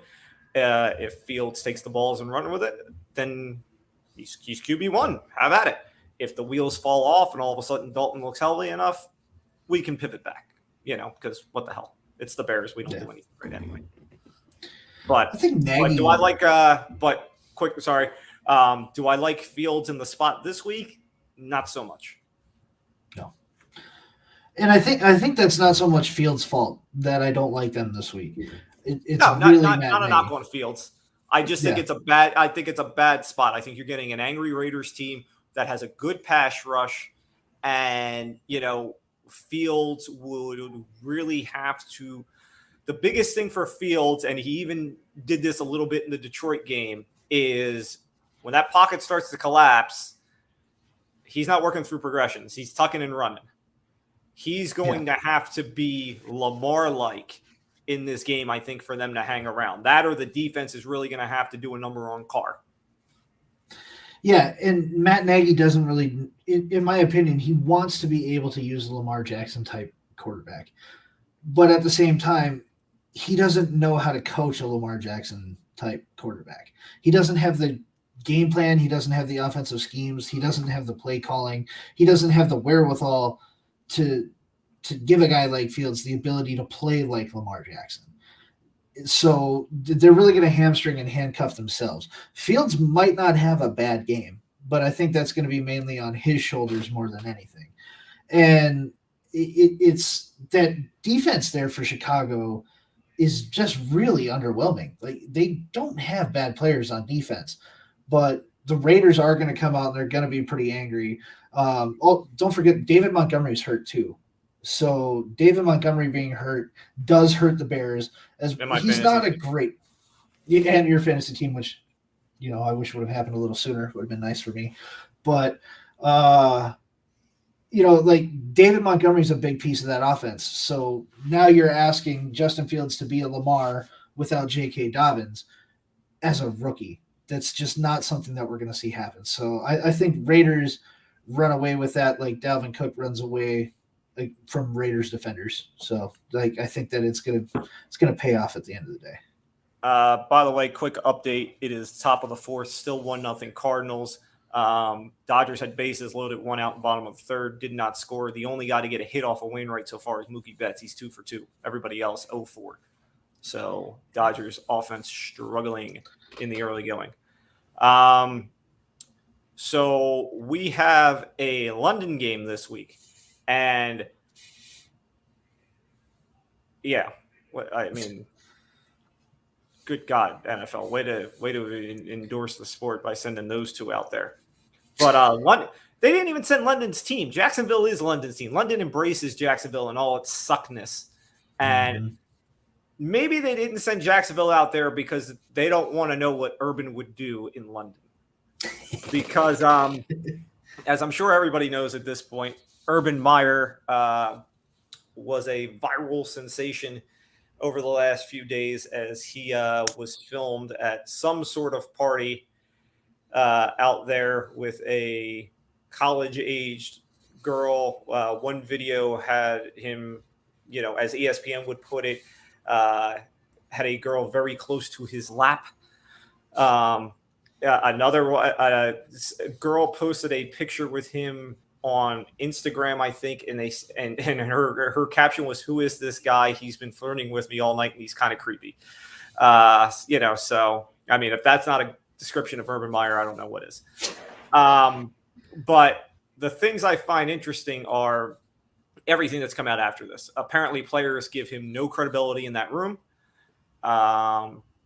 Shad Khan basically talked to him and read him the rights or whatever you want to say it, but he still has a job. And the weirdest thing that I saw was today, I guess somebody asked Urban Meyer if he had any intentions on resigning, which my response would be, I think he has more intentions on having a heart problem at some point than resigning.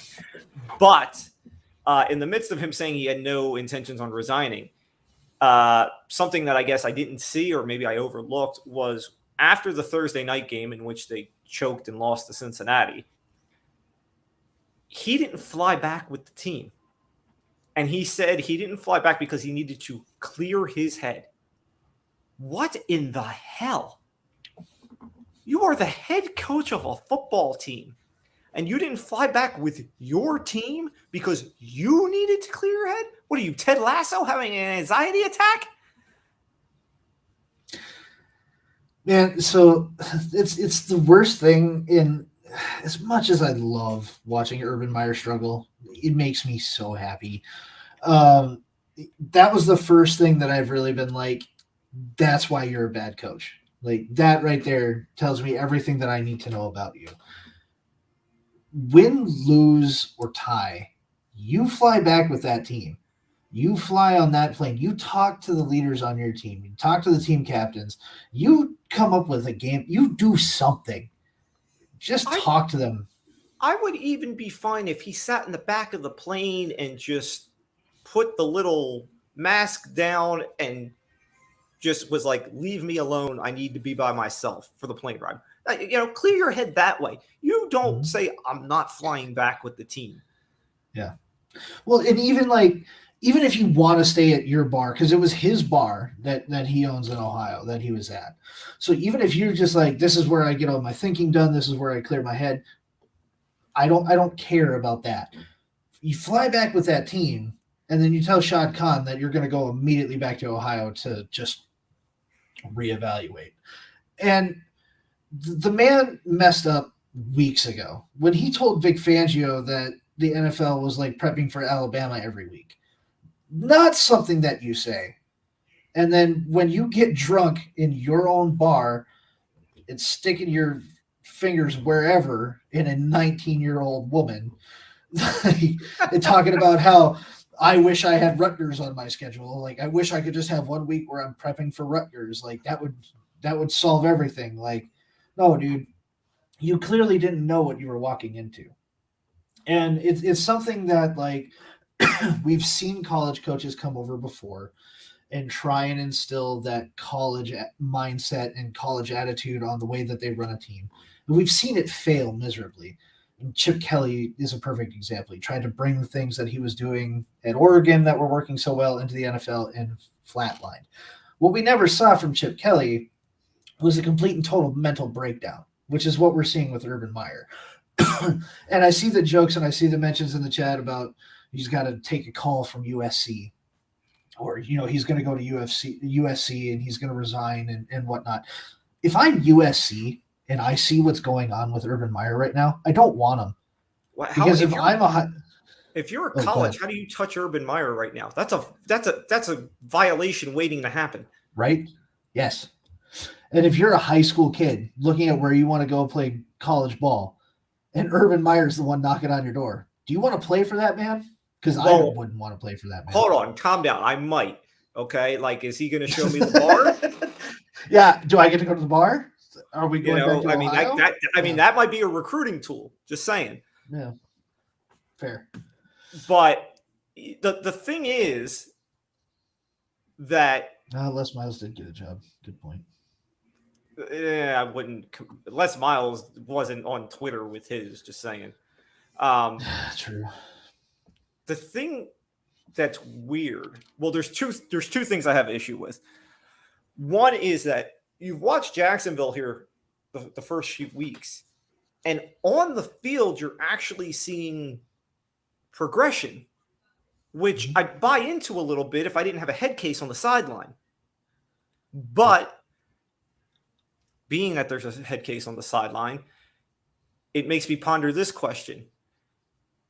Am I more...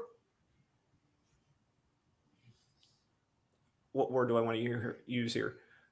Am I more offended at the fact at Urban and his behavior?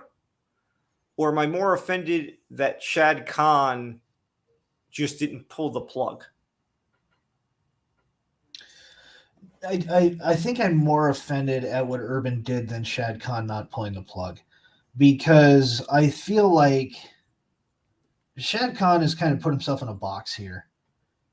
He signed Urban Meyer to, I think it was like a 5-year contract. I'm pretty sure it's 5 years. And, he put a lot of faith and a lot of trust in this guy. And as you said, we are seeing progression on the field. And I give credit to the coordinators and the specialty coaches and everything for really trying to make the best out of this team and try and improve these players and get them to be the best that they can be. Urban Meyer is affecting this team at a level that I don't think a head coach has affected a team since maybe Brad Childers put 3 different starting quarterbacks in Minnesota 3 weeks in a row. Like, he's got that, just something about where his mindset and his mentality is at is off. And maybe Shad Khan is like, I don't know if I just have to put this guy under a microscope, like put pressure on him until he turns into a diamond because he's a shit piece of coal right now. Like, maybe Shad Khan's like, the more time I give him, maybe he'll figure it out. Like, we just are off to a really, really bad start, and we're a laughing stock, but some good's going to come out of this because I can see the progression on the field despite what he's doing. So I'm not really mad at Shad Khan. I would say if by the end of the year we're still talking about these types of incidents with him and we're still seeing these same things, if he doesn't then get rid of him, then I think we have to put the blame on him.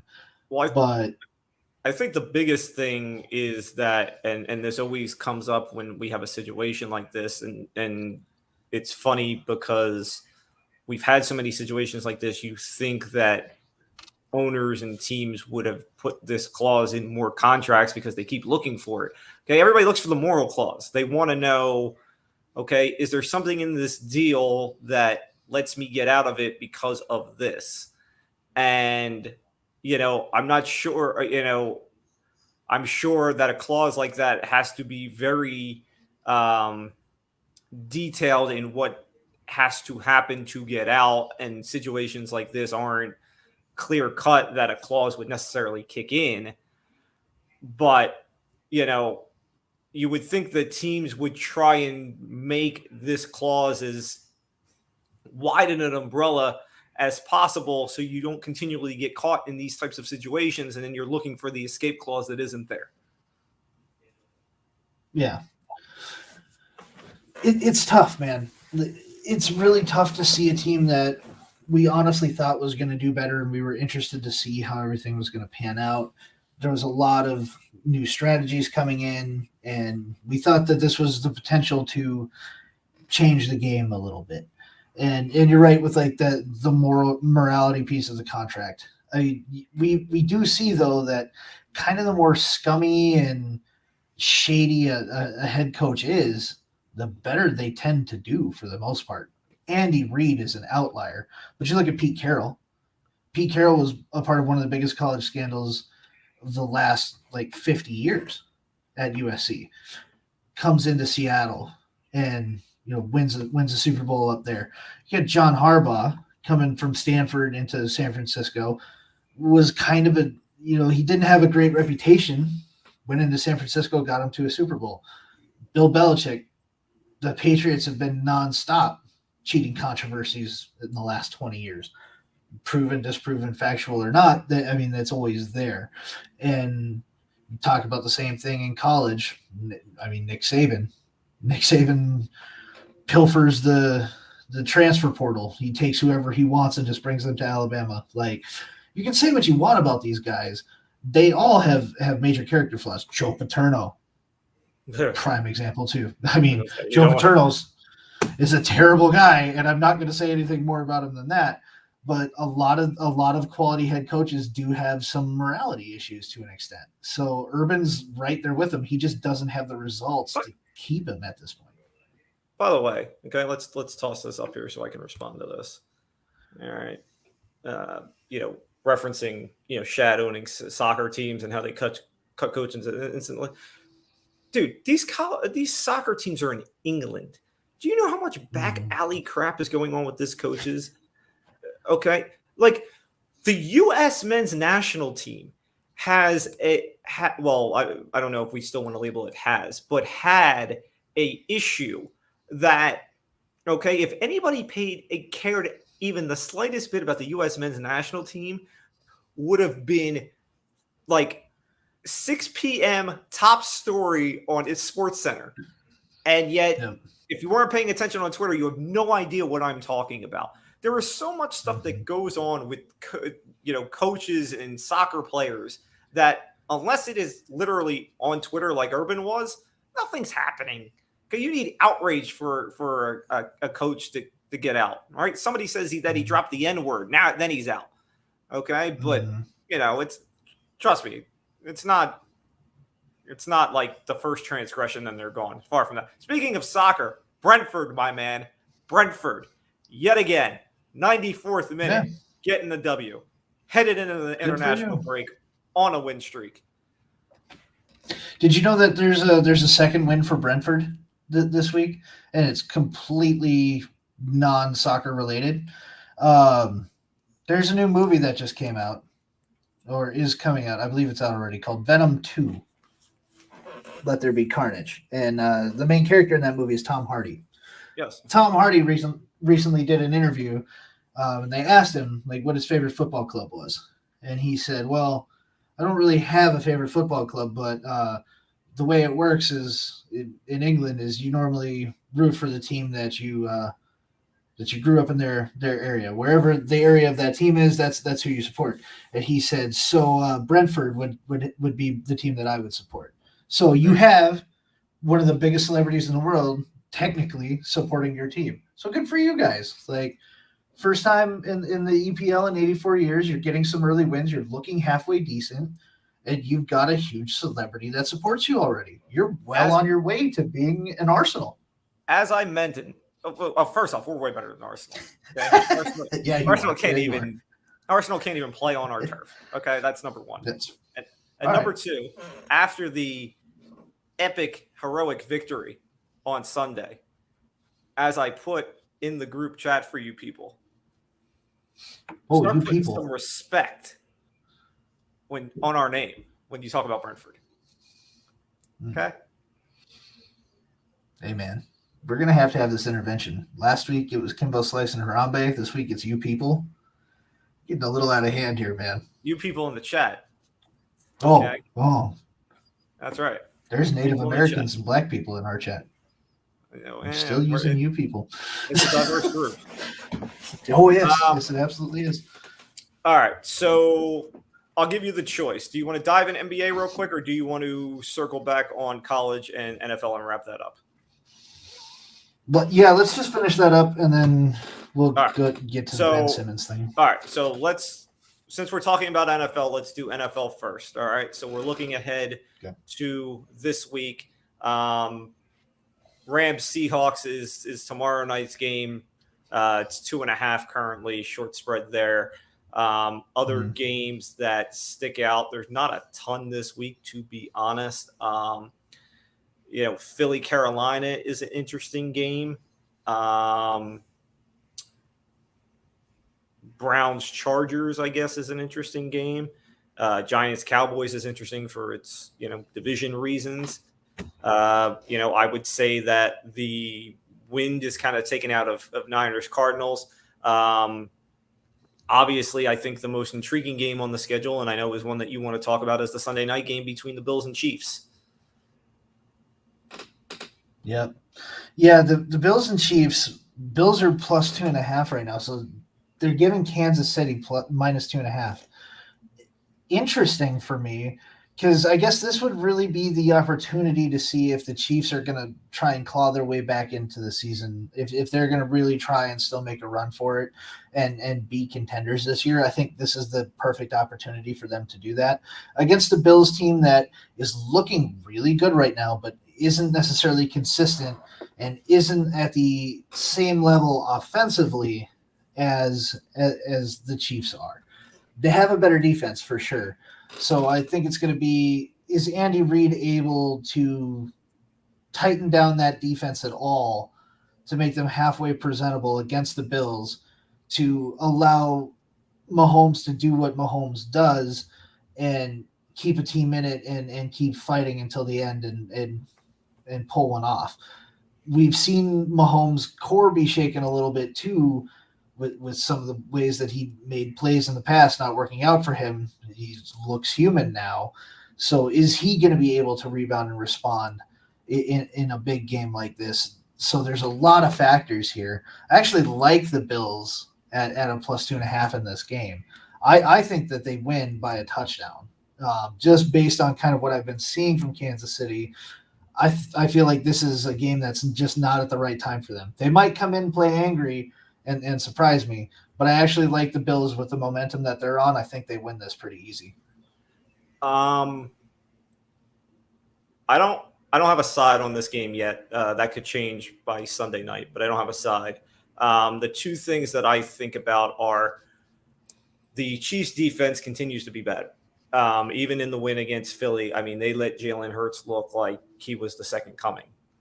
30 points. And if Jalen Hurts wasn't Jalen Hurts and didn't miss a few throws, that game might look really different. I mean, the Eagles are just very undisciplined. I mean, they take penalties at the wrong time. I mean, really shot themselves in the foot. That game could have been a little closer than it was. What I would say, and why I have trepidation in just jumping in the pool with you and taking the 2.5 with Buffalo, is despite how this all looks, this is another prime spot for a trap, because yes, everything appears to be, like, how is Buffalo getting 2.5? But this is the type of game where, that the knock on Buffalo has been that these are the type of games that we need to see them win, and they trip. And this is the type of game where if Kansas City is going to get off the mat and all of a sudden, show that, hey, we're still, the team to beat in the AFC West, this is a game to do that. So I'm not ready to dive headfirst into that pool with you. There's a little bit of trepidation. Like I said, that could change by Sunday night, but not something I'm really ready to dive headfirst into. That's fair. It's just, you're seeing two very similar teams. One just has a much more high-powered offense than the other. I mean, Tyreek Hill is Tyreek Hill, but you're seeing guys like Clyde Edwards-Helaire is making inexcusable turnovers. He shouldn't be fumbling the balls that he's fumbling. We're seeing limited use out of Travis Kelce. So if like those things get fixed, it's going to be a very long night for the Bills. But you do have, Josh Allen, who's really in form, who can make a lot of the same plays and extend the plays just like Patrick Mahomes can. He's got the better arm, honestly, if you ask me. He has probably a better arm than Patrick Mahomes does, but he really only has Diggs to throw to. And I mean, you have Zach Moss and Devin Singletary in the backfield, so it's not great, but defensively, they can make stops on a Chiefs team And that's been struggling. well, that'll be the number one thing to look for, especially early, is if Buffalo's getting stops. I mean, you got to look at it two ways. Okay, if Buffalo is getting stops, you have a problem. Mm-hmm. If Buffalo is getting stops, then Allen better be putting up points, because the last thing you want to do is get stops and then all of a sudden here are the Chiefs getting stops too, or you're getting down there and kicking field goals. Yeah, okay, that will not fly. Mm-hmm. So I think very early on, and I'm always a proponent of live betting. I think very early on, you will get a pretty good sense of what direction this game is going into, just watching the first couple of drives and seeing what's happening defensively. How are the Bills defense? How is the Bills defense reacting? Is Mahomes moving up and down the field, or is he getting cogged up? If they're getting stops, okay, what is Allen doing? Are they getting down and scoring touchdowns? Are you getting down and kicking field goals? So not going in there. Like I said, not too many big games on the slate this week. Tomorrow, like I said, Rams laying 2.5 in Seattle. I like the Rams in a bounce back spot. I do.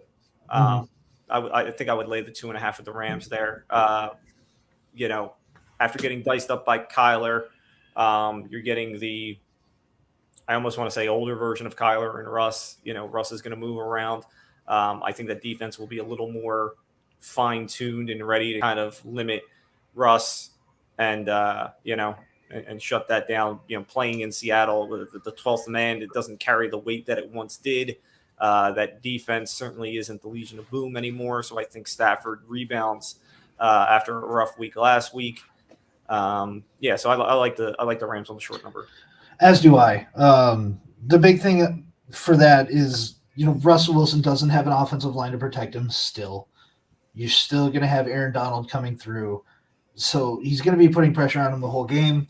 We've seen Seattle's offense collapse when Russ isn't able to extend the play.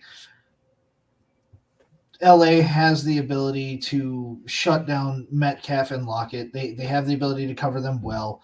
They have the ability to keep Russ in the pocket, or if he's going to be scrambling, it's going to be under pretty heavy pressure, where the Rams have been able to capitalize all season on defense.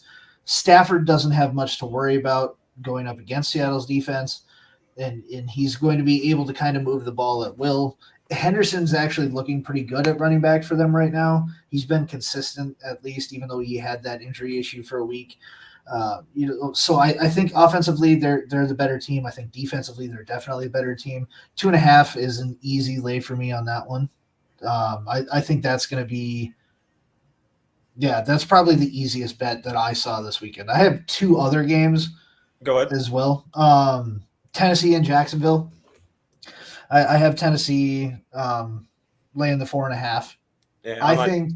Oh, sorry. Go ahead. Yeah. I'm sure I know where you're going with that. I don't know that I can stomach laying 4 with Tennessee after last week. Yeah, and that was the hard part for me, is I was like, God, after the way they played against the Jets, but I really think that this is a save your job game for Vrabel. And when you kind of put the pressure on Vrabel a little bit, he does tend to perform. I don't see them losing to Jacksonville, and I don't think that, despite what I've seen with other coaches where we've had these embarrassing things come out and then the team kind of rallies around it and plays better, and we are seeing some improvements in Jacksonville. This isn't the week that they get that bounce back win. Tennessee, being as inconsistent as they are, is still the better team here.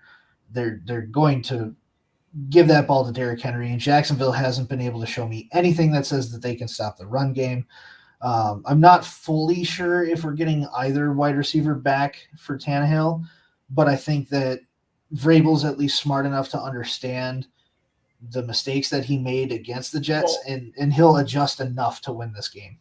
while you don't know what you're getting necessarily on the Tennessee end, you do know that Lawrence doesn't have Chark on his end. He got hurt last week, and he's out. I forget, is he out for the season or he's on IR? I forget exactly, but he's on IR. I don't know if it's. I'll say he's certainly not playing this weekend. So you got that. What's your other game?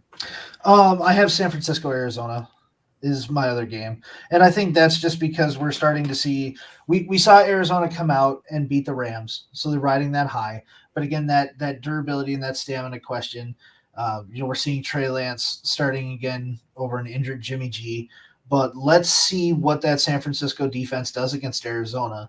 I have San Francisco at the +5.5. I like that because I think it's a field goal game. I think that the 49ers are on the same level as like the Vikings in the sense that they can keep that game close with Arizona. So I like the money line on that. I think that they can cover. I don't necessarily see San Francisco winning the game, but I think that they'll keep it close enough to cover. So that's why I have it on there. Okay. I'm not in love with anything that I actually play on the spread will go on the Twitter. Some things that jump out at me, a quick look. Carolina laying 3.5 to Philly. Assuming Gilmore gets caught up to speed quickly and he, maybe he plays, even if it's limited snaps. I don't think Jalen Hurts has the up and down offensive freewheeling that he had against Kansas City. And I like the way that Darnold's playing and the Philly defense isn't giving up much resistance lately. So that's something I'm looking at. The football team. We laid it last week with them. Got there thanks to the not unexpected choke job by Atlanta late. This week, they're at home getting 2 against the Saints. And as bad as that football team defense has been, I don't trust Jameis. So I'll lay the 2 with the football team.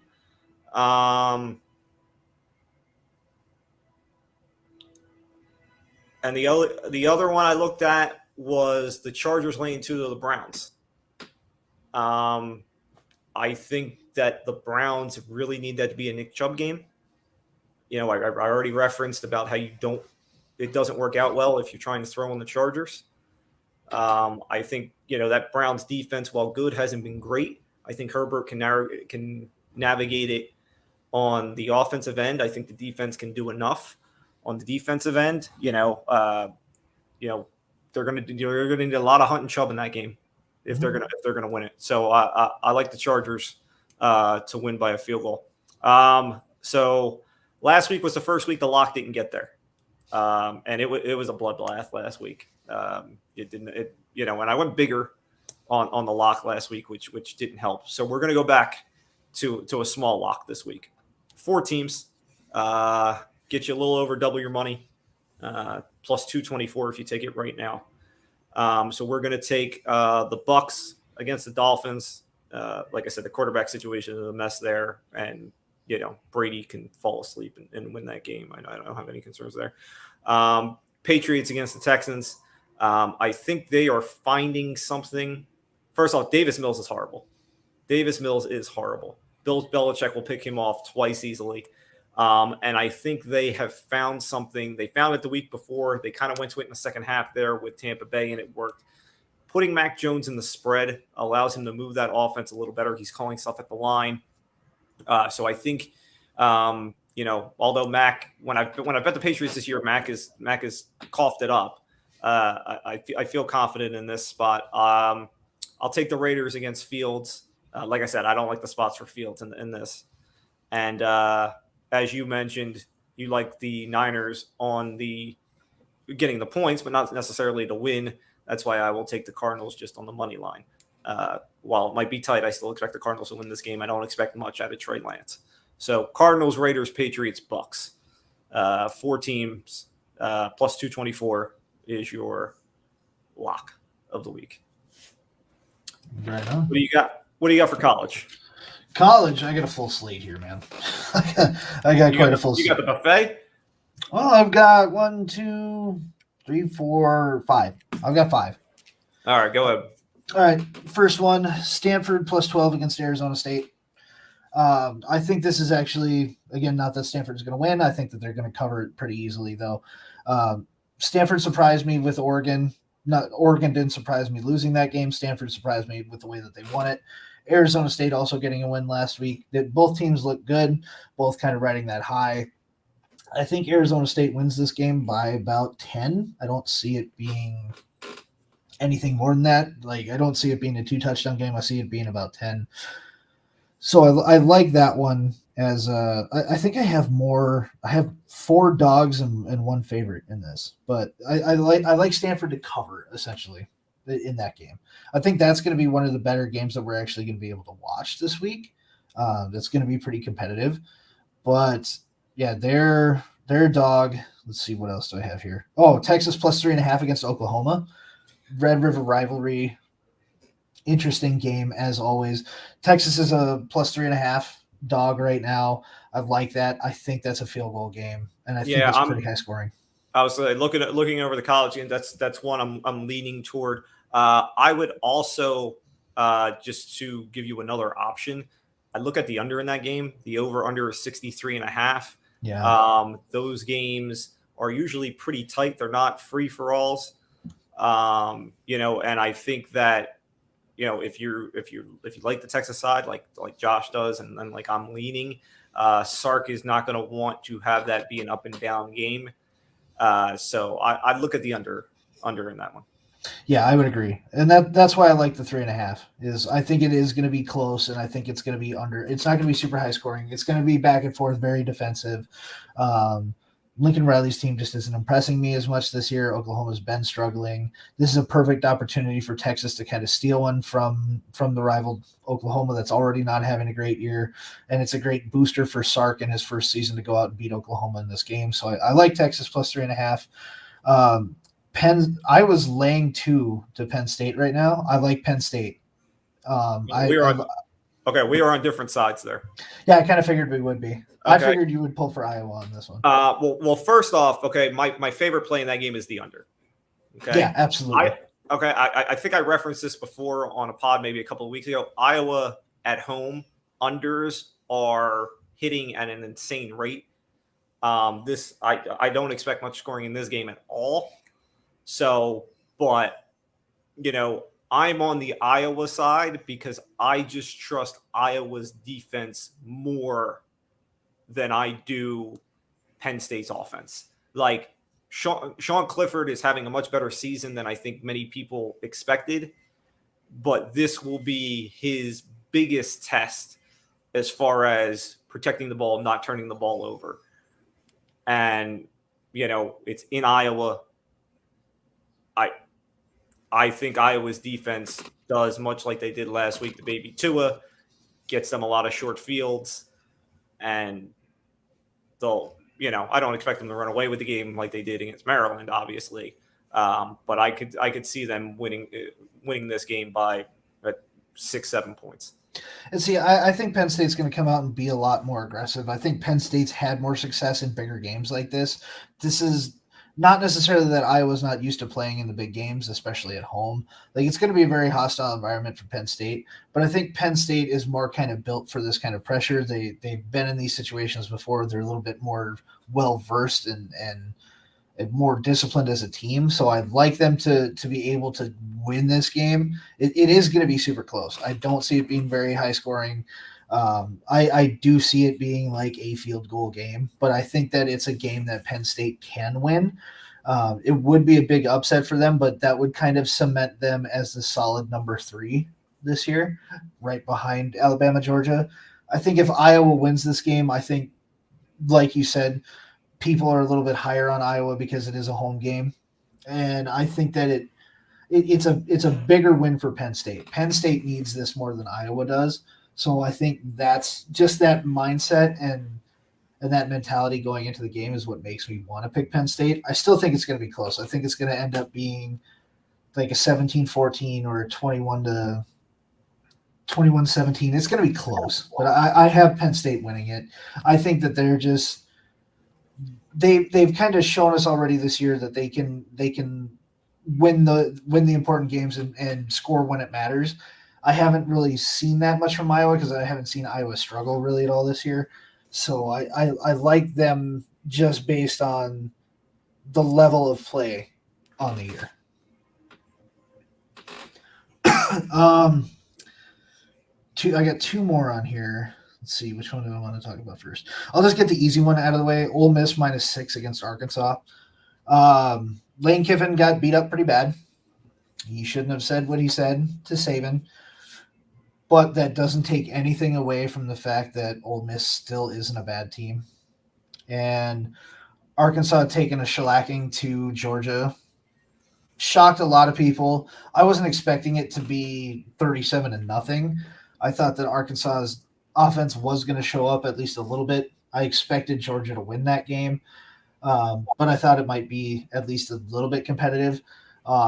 But Arkansas really showed where their flaws were, and I think Kiffin is the guy that, even though he's an offensive-minded coach, he has the ability to exploit those weaknesses. I like them at a -6. Probably won't play it, but I wouldn't be quick to lay Arkansas for dead. If you look at the Georgia game, you see the final score, you see they got killed and blah, blah, blah. But if you look at that in a vacuum, okay, I think it was pretty impressive. They were down 24-0 at half. I mean, it just happened in a blink. They were down 21-0. The late field goal makes it 24. And, but I mean, they stepped up in the second half. Obviously, they didn't get anywhere on the Georgia defense, which, not many people are right now. So I'm not going to kill them for not scoring. But the defense stepped up in that second half, really limited them, tried to keep them in the game as best as they could if the offense could get anything going. I think that says a lot for that defense, and I would Arkansas's defense is not a huge drop-off from what Alabama is putting out there right now. Yeah, I know I was going. I knew where I was going when I said it. Okay.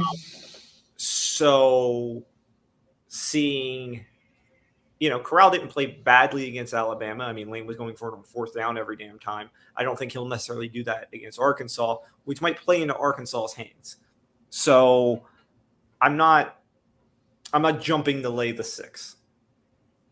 I'll play contrarian. Yeah, I mean, that's fair. I just look at it as I think that Ole Miss wins this game by a touchdown.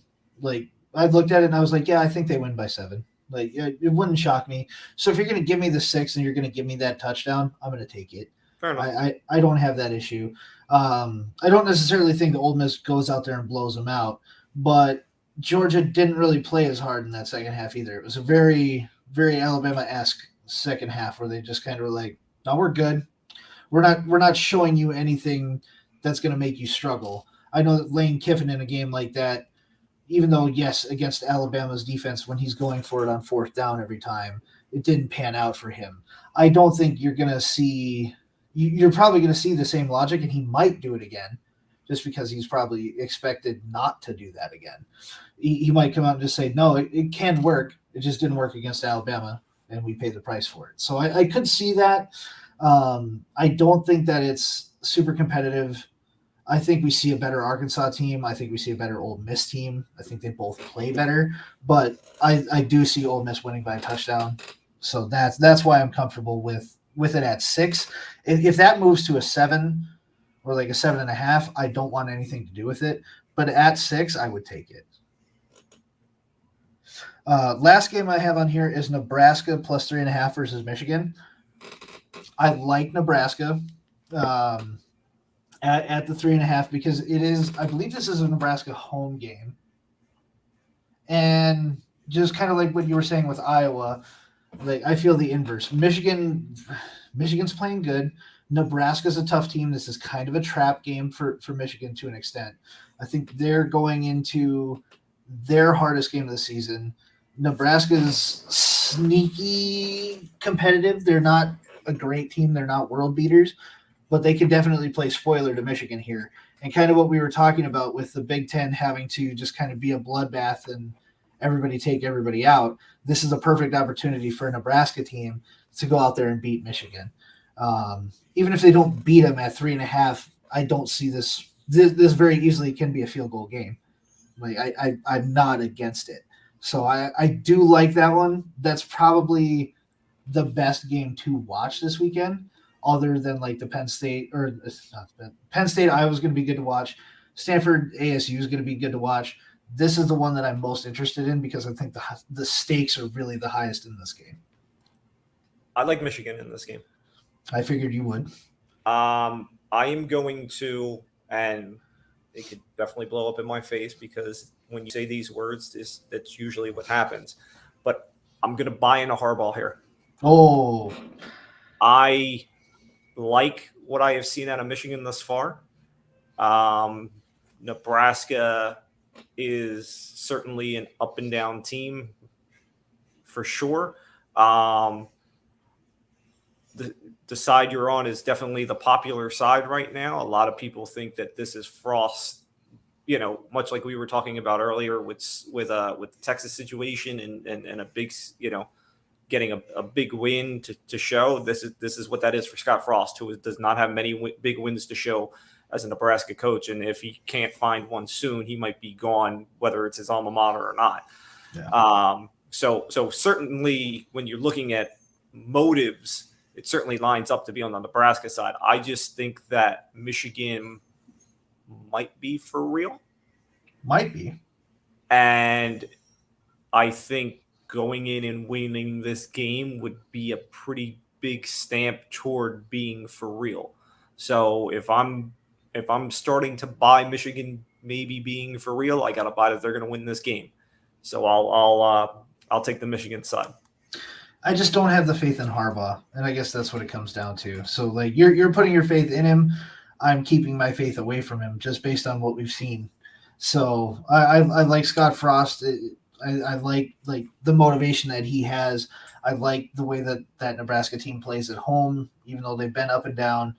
That's going to be a good match, and I see our lovely friend in the chat says that Michigan's going to blow them out. I highly doubt that. Harbaugh's going to have too much pressure on himself. There's going to be mental mistakes made. I don't see it as a blowout. It's going to be close. By the way, for people in the chat, we give the picks here, not you. Yeah, we don't care what you're picking. We're the ones that make money here. I was like, do I want to tell you that I disagree with two of those picks? Because I do, but whatever. All right, so let's go. Yeah, easy. Yeah, those are trash. I guess I'll make reference to one of them since I was going to anyway. I'll take Syracuse getting the 5.5. Yeah. What didn't I just make reference to Syracuse at home? You did. Okay, and Wake didn't exactly convince anybody with a great win last week. Okay, tried to lay the 7 with them. That didn't work out. They barely won the game. So yeah, Syracuse at home. It's not. Say. I think Wake Forest is like 22nd in the AP poll right now too. So I think this is their last week in the top 25. I also like Syracuse at the 5.5 on that one. I'll take Western Michigan laying 11 to Ball State. I don't need to go into much detail there because nobody cares about that, but nevertheless, I'll throw it out. I already mentioned the under in the Iowa Penn State game. Alabama first half. Alabama first half is always on there. Okay, I don't even think I need to. I don't think I need to state it anymore. I just like to hear it. I was gonna say it's like the easiest money every week. Yeah. I don't like betting on Oregon State as a favorite. They are much better as a dog. However, playing Washington State this week, I might lay the 3.5, maybe. Maybe, yeah, it's tough. Maybe. UTEP. This line is swapped, okay, which I'm very angry about because it opened with UTEP getting a point, which I said there's no way in hell UTEP should be getting a point. It is now UTEP -2. No. As long as this is under a field goal, I'm playing UTEP against Southern Miss. UTEP is by far the better team. Really wish I had gotten the plus money when it came out, but, that's what happens. We touched on the Michigan-Nebraska game. I will say this to our wannabe gambler in the chat room. Notre Dame in Blacksburg on a Saturday night is not anything I want to trifle with. Mm-hmm. They could win that game very easily as they could lose that game. I have no confidence. I want to put my money nowhere near it. Yeah. That's a tough one. Trying to see if there's anything in the late slate here.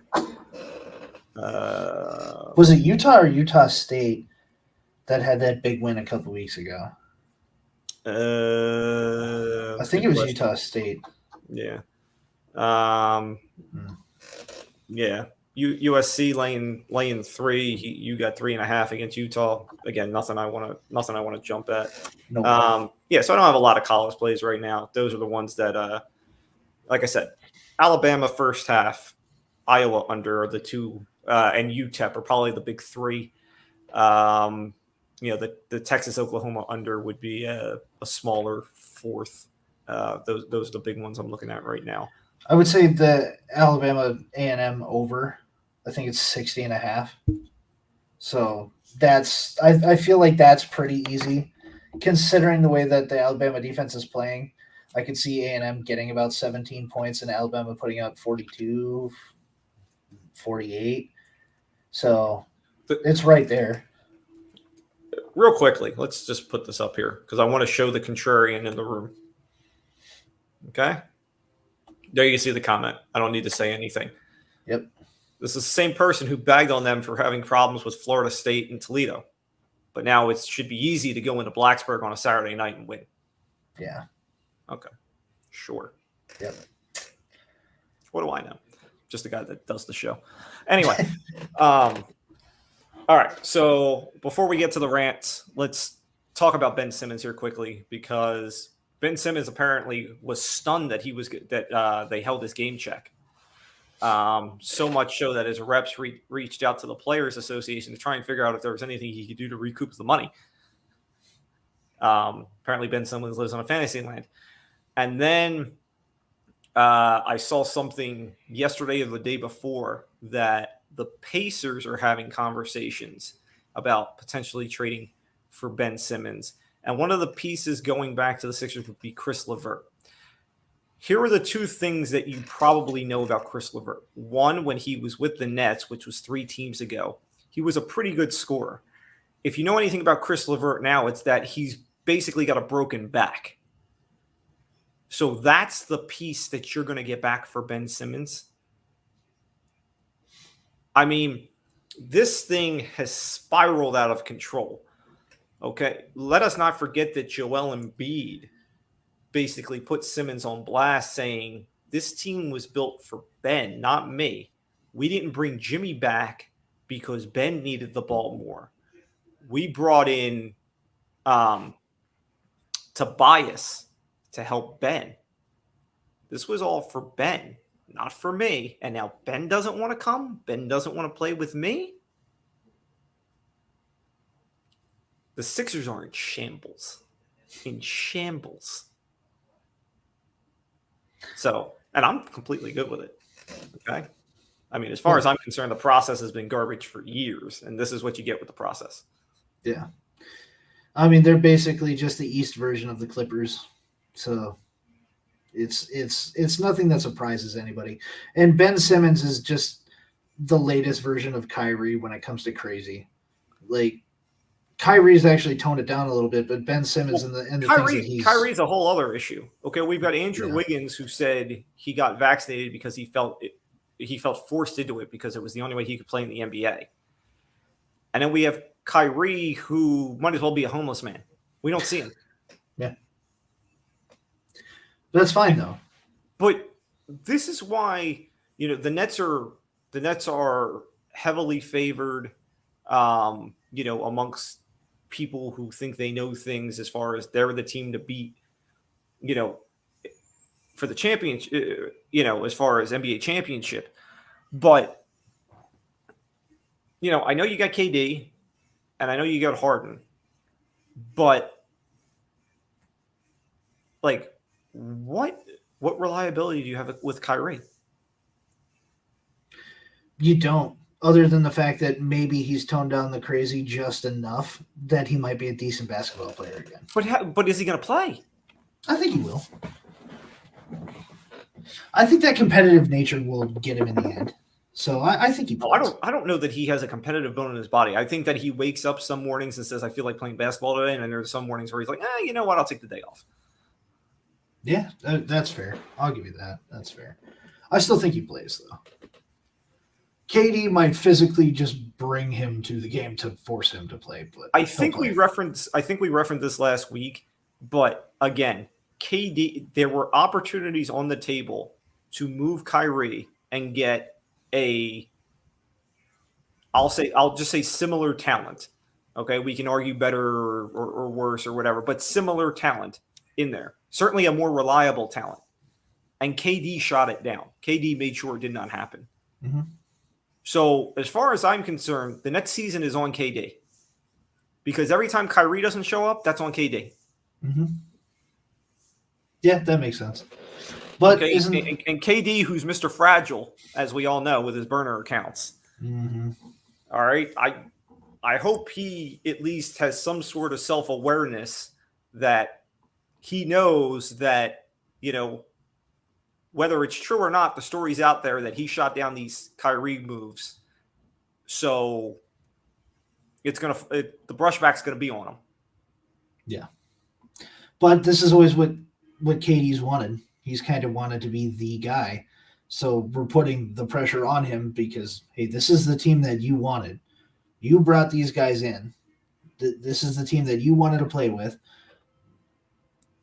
Now you have to prove that the guys that you wanted to play with can take you to the promised land. Like, this is the one thing everybody's always had with you. This is your chance. And we're having a really hard time believing you just because it's Kyrie, and in his nature, he's not reliable. So we'll see. But hey, if KD does pull it off and Kyrie plays all year, I mean, he looks like a genius. So could be worth it. Yeah, we'll see. So one quick note before we get to the rant. I need to explain this to the people that are listening to the pod because they did not see what you guys see. So I, on Sunday, sent you guys a parlay that was a 92-1 parlay that I hit. It was mixed with mostly player props, a couple of over-unders, yada, yada, yada. So I sent you guys that, blah, blah, blah, blah. And when I sent you guys that, as it showed in the pic, they had all hit. Boom, we were good. I get home from work that night. Money not in my account. It is now labeled as a loss. So I am obviously very confused and very upset because that's a big parlay. That's a big payout. Come to find out, there was a stat correction from the NFL that took 1 yard off of Daniel Jones rushing. Oh. And my parlay now lost. Rough, dude. That sucks. Yeah. So needless to say, I was very unhappy. I'm going to blame Roger Goodell for that. Very unhappy. I at least want a partial payout. Listen, man, the Giants won the game. That's all the happiness you get out of him. Happiness for what? I was like, did not help the pockets. Did not help the pockets. I mean, either you help your pockets or your team wins. My team's not going to win. This win gets me nowhere. Clearly. That was I was impressed by that, though, because I did see that hit. And I didn't know that it didn't hit. I didn't know about the stat correction. That hurts, no, I man. didn't. I was so upset. And so I was like, and I had already put it to you. I had already sent it to you guys, and this is like, I think probably 7 hours after I sent it to you guys. And I'm like, instead of trying to explain it, I said, I'll save it for the pod. I'll just lay it all out here on the pod. I'm like, it's awful. But it was, I think it was a 9-leg parlay or a 10-leg, something like that. It was just, like I said, it was all 1 o'clock stuff, player prop. So I think I did one from every game. So however many 1 o'clock games were, there might've been 9 or 10, whatever it is. That's how many legs the parlay was. either an over under or a player prop. That was the mix, and yeah, a little stat correction cost me some money. So That's rough, bro. yeah, wonderful. Anyway, time for rants. That was not my rant, surprisingly. Thought I took that pretty calmly. My rant should be pretty obvious, so we will let Josh go first. Yeah, so mine's a little bit more of an old school rant that I'm just going to kind of bring back. I've talked about this in our group chat that we have before. This has been a talking point from talking heads for, I don't know, years now, and I'm just going to kind of put this thing to rest.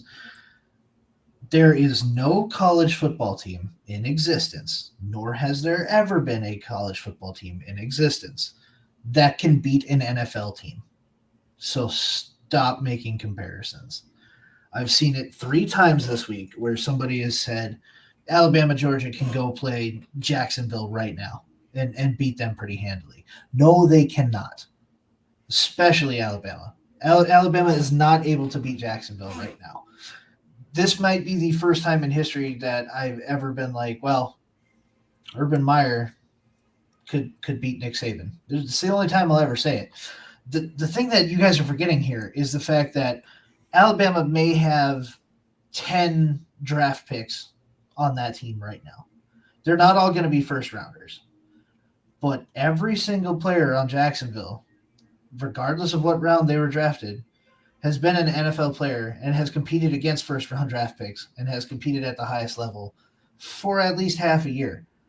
Alabama doesn't have that depth. They don't have that talent level overall. They don't have the ability to win those types of games. They never will, and they never have. Georgia, even as good as that defense is, probably gets rolled for 60 points by half the teams in the NFL right now. Okay? It's a simple understanding of look at where these guys are at in the progression and the level that they play at. There's not a chance that you'd have a guy like Bryce Young being able to make plays at quarterback against, I don't know, insert team here, the Lions. Okay. We'll say the Lions because they've been bad this year too. Bryce Young doesn't get more than 2.5 seconds in the pocket against the Lions. And that's being pretty nice considering that offensive line. So I want this to be put to bed. I want it to end now. College teams do not beat NFL teams. It's not going to happen. It never will happen. And it's not a matter of coaching. It's not a matter of players. It's just a matter of experience level and the way the game is played. It's just not creative enough, and there's just not enough in it. So stop it, please. Next time I hear this, I'm going to go off on somebody with this exact same rant, and I'll probably put stats behind it because I have time to type out 3 paragraphs whenever I feel like it. So I'm just going to leave it there and be done with it. Okay. Real quickly before we get to my rant, a couple of updates. Number one, the Dodger game is now bottom of the 6th, still tied at 1. Scherzer was pulled already in the 5th. Cardinals had a couple of guys on. Roberts panicked and pulled Scherzer, so Scherzer is out. The Tommy Edman prop that I gave you would have already hit. Trey Turner, unfortunately, hasn't done anything. If he had gone with Justin Turner, he hit a home run to tie the game, so that would have hit. But that is that. Here is another interesting thing. We were just talking about the NBA and Kyrie. A report just popped up on my phone.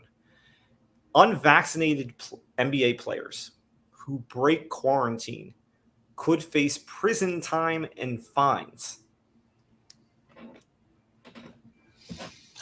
How is prison time involved in this? Is that a state level thing? I did not read the article. I'm just going off of what popped up on the phone, so I have not dove into it. But I'm gonna read up on that for sure. That is certainly caught my eye when you bring up prison time. I know there are a couple of states that have vaccinated and quarantine rules in place where if you're in the state, I think New York, so the Nets and Knicks have to deal with that, which is why the Kyrie situation is such a big deal. So that obviously, but I don't know how you would how it plays into an NBA player league wide situation. So something we'll have to look into and dive into for next week's show. Yeah, for sure. We need to talk about that Okay, next week. so my rant. So good news is Luis Rojas was dismissed as Mets manager. Needed to happen. All these people, beat writers and whatever, saying this could come back to bite the Mets. Maybe Luis Rojas ends up being a good manager down the line. I don't have time to wait. He made too many mistakes that a manager can't make with this team, and I don't have time to wait on somebody to learn. I don't. This is a team that needs to make moves and needs to win in the near term.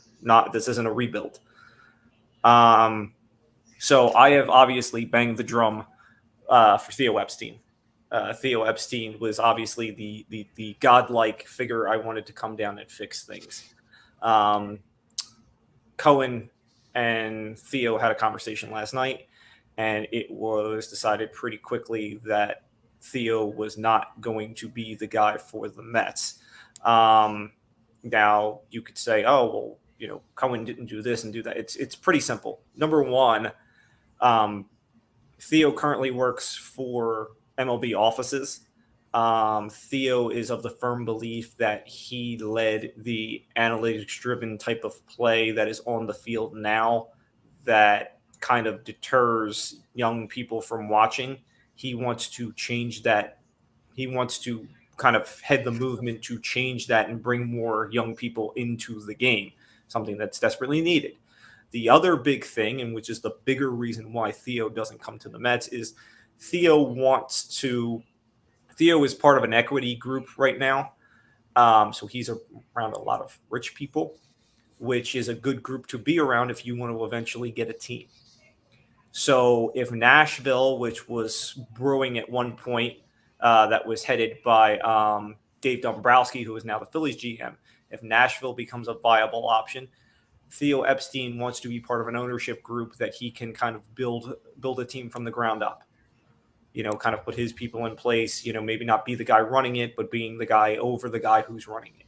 Okay. He wants to be an owner. He does not want to be, and taking an ownership stake of the Mets is not the same thing as building something from the ground up. That's why Theo is not interested. So Theo's not that. So where do we go from here? There is a contingent of people that believe the likely route is Billy Beane.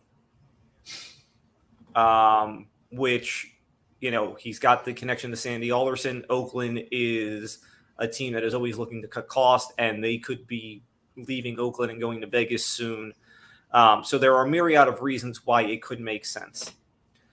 I don't know if I firmly believe it. There's also the idea that they could work on a compensation deal in which they would basically get Beane and Melvin and send some sort of compensation back to Oakland, whether it be player or prospect, whatever. It's not something that's never happened in baseball before. My concern with this is, number one, Beane is not the guy that kind of does all the maneuverings for Oakland anymore. That's David Frost. Number two, the knock on Billy Beane has always been, we've seen Oakland get to the playoffs and never win anything. Does a bigger checkbook change that? He turned, as we all famously watched Moneyball and saw, he turned down Boston. So I don't know what he would do with a bigger checkbook. I don't know how hands-on he would necessarily be. I don't know how Bob Melvin necessarily works in New York. There's a lot of questions. So I don't know if Billy Beane is the answer. They want to talk to David Stearns from Milwaukee. Milwaukee, as you know, Josh being out there, they're very keen on trying to keep their people. So they might not even grant permission. They tried last year to talk to Stearns, and Milwaukee told him to kick rocks. I'm not sure that position may change. Here is what I know. They need to get somebody worth a damn in there as the president of baseball ops. Okay, there was a rumor that Josh Burns of the Dodgers could be involved. He was a runner-up for GM back when they tried to give it to Brody, when they ended up giving it to Brody, which was an asinine move. Okay, It's not the pizzazz name, but it's somebody that I at least know has some competence in what he's doing, so I wouldn't be horrible with it. So you got to get somebody in baseball ops who knows what they're doing. And then, more importantly, because I saw this and it made me want to literally vomit. By the way, I also saw somebody bring up the idea of would they reach out to Jeff Lou now? Steve Cohen has enough problems right now in that organization. You can't let Jeff Lunau even get on the grounds. Okay, like that is a fire waiting to happen. No, no, and no. Okay, you have a better shot of hiring me than you do Jeff Lunau. Okay, so no. But so you have to get somebody competent as president of baseball ops. Now back to the thing that made me want to vomit. You have to get a manager who has experience. Okay, lots of names have been thrown around: Buck Showalter, Bruce Bochy, all those types. Okay, well, I'm not going to sit here and pick who I think works, who I think doesn't work. But as all sportsbook does, they put out odds of most likely to be the next Mets manager. Do you know who one of the favorites is? Think real recent as far as Mets managers. I don't know Mets managers, so Carlos Beltran. Okay, well, he never really got to be a manager, so he was a manager for about a month. He never actually got to manage a game. If you remember, thanks to Rob Manfred and that whole debacle, piece of metal, yes, yeah. Beltran was the only guy that actually got any real punishment from a player perspective for that Astro thing. So, and not really punishment. It was more like he got indicated in it, and then the Mets felt like there would be too much backlash, and then they turned it into, well, Beltran thought he'd be a distraction, blah, blah, blah, blah. Long story short, he was gone before he could ever do anything. What did I just say about I don't want somebody trying to learn on the job?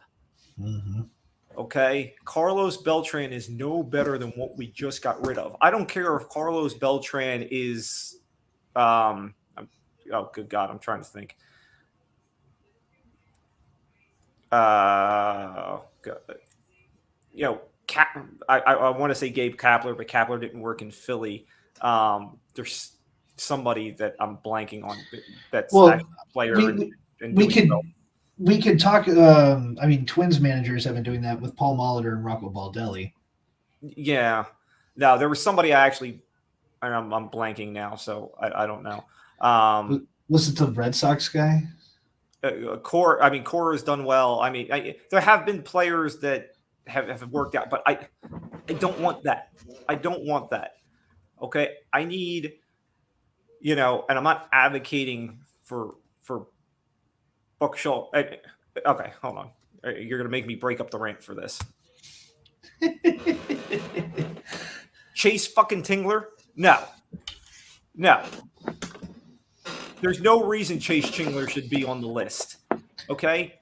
He couldn't handle the freaking dumpster fire that was the Padres. And they were a good team. Okay, now you want him to come into my mess? No.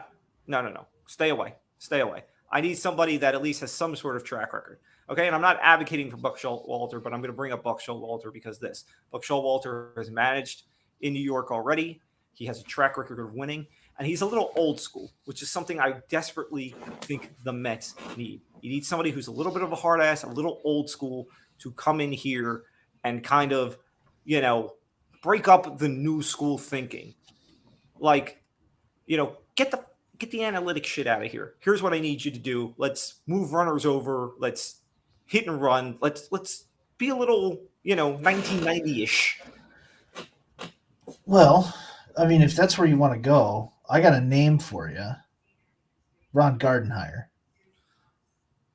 Yeah. He wouldn't be bad if that's what you're looking for. He might have been on the list. I don't remember. I don't have it in front of me. If I remember correctly, and you can correct me if I'm wrong, didn't Gardenhire have some health issues toward the end? He still coaches, so no, I don't think he necessarily had. He had what every Minnesota coach has, which is health problems, just because the team is god Um, awful. So yeah. Some of the other names that have been brought up, Walt Weiss, who managed in Colorado, didn't do necessarily well, but people are fond of him. Ron Washington, who coached in Texas. I mean, these are names that are like okay, but don't do anything for me. mhm. I need, you know, like again, a Showalter does something for me.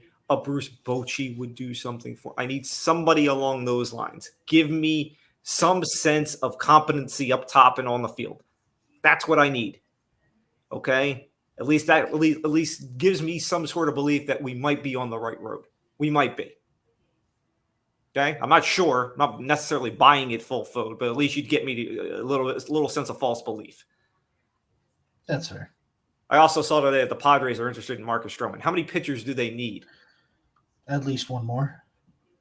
Well, they got 5 that don't work, so they're going to add another. Yeah, pretty much. One's got to work out eventually. So just keep going. Joe Madden, yeah, Joe Joe Madden would Madden be has a one. job. Yeah, he's not looking to leave. And by the way, that was going to originally be my rant. I'm glad he brought up Joe Madden because this was originally going to be my rant before the Mets thing. I have a huge issue with Joe Madden and Shohei Ohtani for that matter. Well, I have issues with Ohtani too. Yeah. So we talked about Ohtani coming out and saying how he loves the Angels. He would love to stay with the Angels, but ultimately he wants to win. Mm-hmm. The Angels have a culture issue that is not winning right now. Mm-hmm. So as it turned out, Sunday wasn't overly meaningful because they had lost on Friday and just didn't play out. So it wasn't overly meaningful for the Mariners. But this was announced beforehand. That Mariners game on Sunday could have had implications on the playoffs. Okay? Could have altered everything in that wild card. And Joe Madden announces that Shohei is not going to pitch on what is his scheduled day. Okay, now I know that they've altered Shohei's days and blah, blah, blah, blah, and all this stuff, but I have a huge, huge, huge problem. One on Shohei, who told me all he wants to do is win. And for what is essentially the biggest Angels game of the year, because it at least has some sort of merit, you don't want to pitch.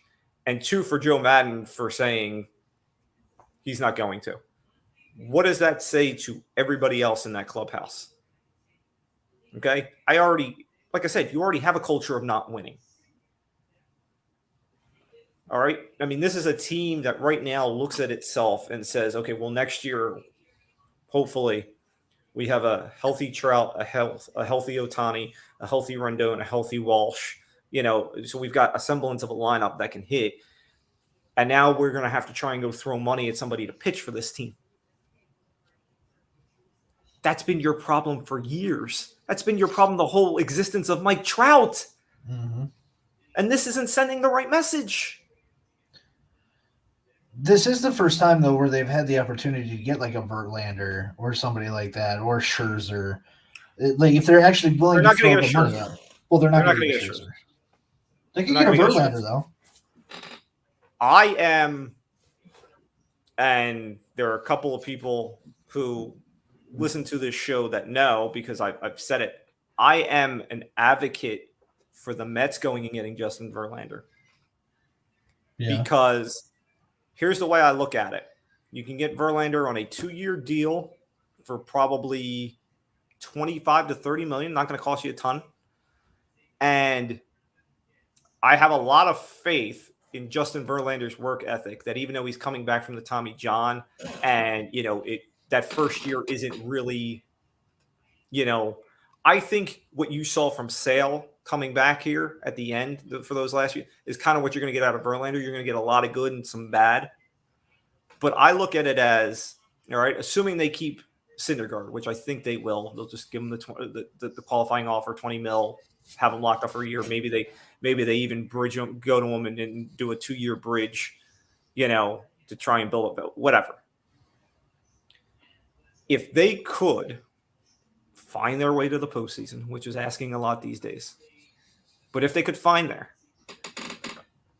look at the front 3: DeGrom, Verlander, Syndergaard. That's nasty. Now you've got a conversation. Okay? That has even more pedigree than back in the day when they did their run and had Harvey DeGrom Syndergaard, because you weren't sure what that was DeGrom's coming out party. Harvey was really the only one that had any sort of pedigree then. Syndergaard was just a young, hard thrower. You didn't know what you were getting out of him. Okay? Now DeGrom is the best pitcher in the game. There's no argument. Okay? Especially after last night. I never want to hear Garrett Cole in the same sentence again. Verlander has all the pedigree you could want. You know what you get out of him in a big game. And Syndergaard has shown what he'll do. I mean, remember, Syndergaard is the guy that in Game 3 of the World Series knocked down Alcides Escobar on the first pitch because he hit a leadoff home run to send a message. Mm-hmm. So I am a huge, huge advocate of the Mets making a hard push for Justin Verlander. Do they still have a Taiwan Walker too? Yes, you still have your boy Taiwan will be there next year. Okay, good. Yes. By the way, could you tell Taiwan that there are 2 halves to a season? No. Nope, can't tell him. I was going to say, really good first half, really bad second half. Pray that next year he has a real good second half. That's all I can tell you. I'd like him to have 2 good halves. No, you're asking too much. Even 2 slightly above average halves. I don't need you to be great. Just, okay. Give me something. Don't bomb completely. Don't be an all-star and then suck. That's what I'm asking. I'll send him a DM. We'll see what he says. Yeah, there you go. Slide right in. Yep. All right. So that is it. I think we've gone plenty long enough for this show. This is what happens when Matt's not here. We get a little out of control with time. Plus, I have to answer asinine comments. So, Matt will be back next week. So. Yes, Matt will be back next week. We have discussed, I'll give you a little spoiler. We have discussed changing the format slightly on here. As you know, when Matt is on, Matt is basically hosting while me and Josh do the discussion.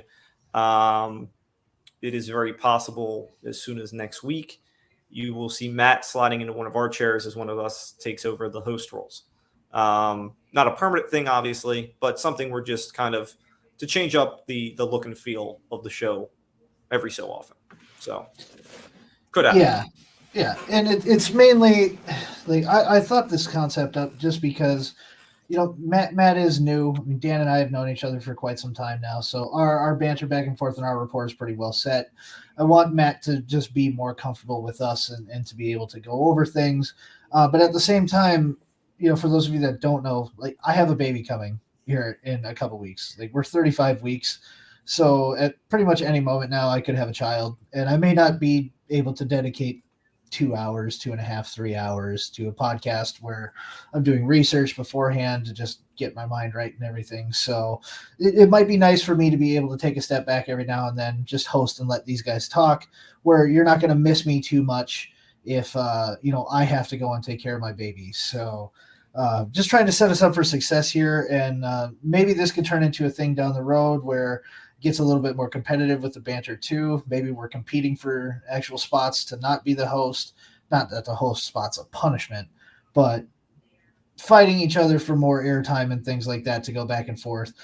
I really don't want to have to listen to 2 Notre Dame and Mets fans talking back and forth, praising themselves every week while I'm over here just fuming. It will not be high on the topic list. I'll tell you that. Yeah, not when I'm hosting for sure. I'm not talking about either one of those teams. But good things in store. We should be back to our normal Tuesday schedule next week. Yes, I don't see any reason why we won't. I was like one bit of advice to a first time father like you will be for somebody who has 2 teenagers now running around. So I have a little bit of history with this. You will learn. Maybe not real early on, but in the first couple of months, your child, that's what we'll call it, your child. It is mine, hopefully. So, yes, yeah, not the milkman's. It will get on a sleep cycle. You will have a sleep schedule. Okay.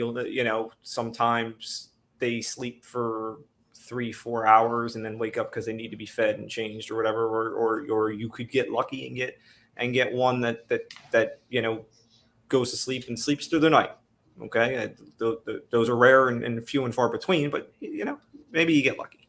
Yeah. But my point is that there will come a point, and not quickly, but not very far down the road, that your child will show you that, hey, this is kind of my routine, and then we can almost work around your kid.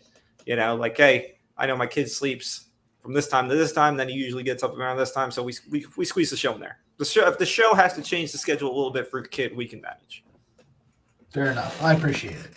No problem. That's what we're here for. Cool. All right. Now that we've ended it on a good note, let's get out of here. Yes. So anyway, like we said, Matt will be back next week. We'll see where it goes as far as who's in what chair. Whatever. Doesn't matter. Anyway, until then, for Matt, who wasn't here, for Josh, I am Dan. Beard and the Bookie, as always.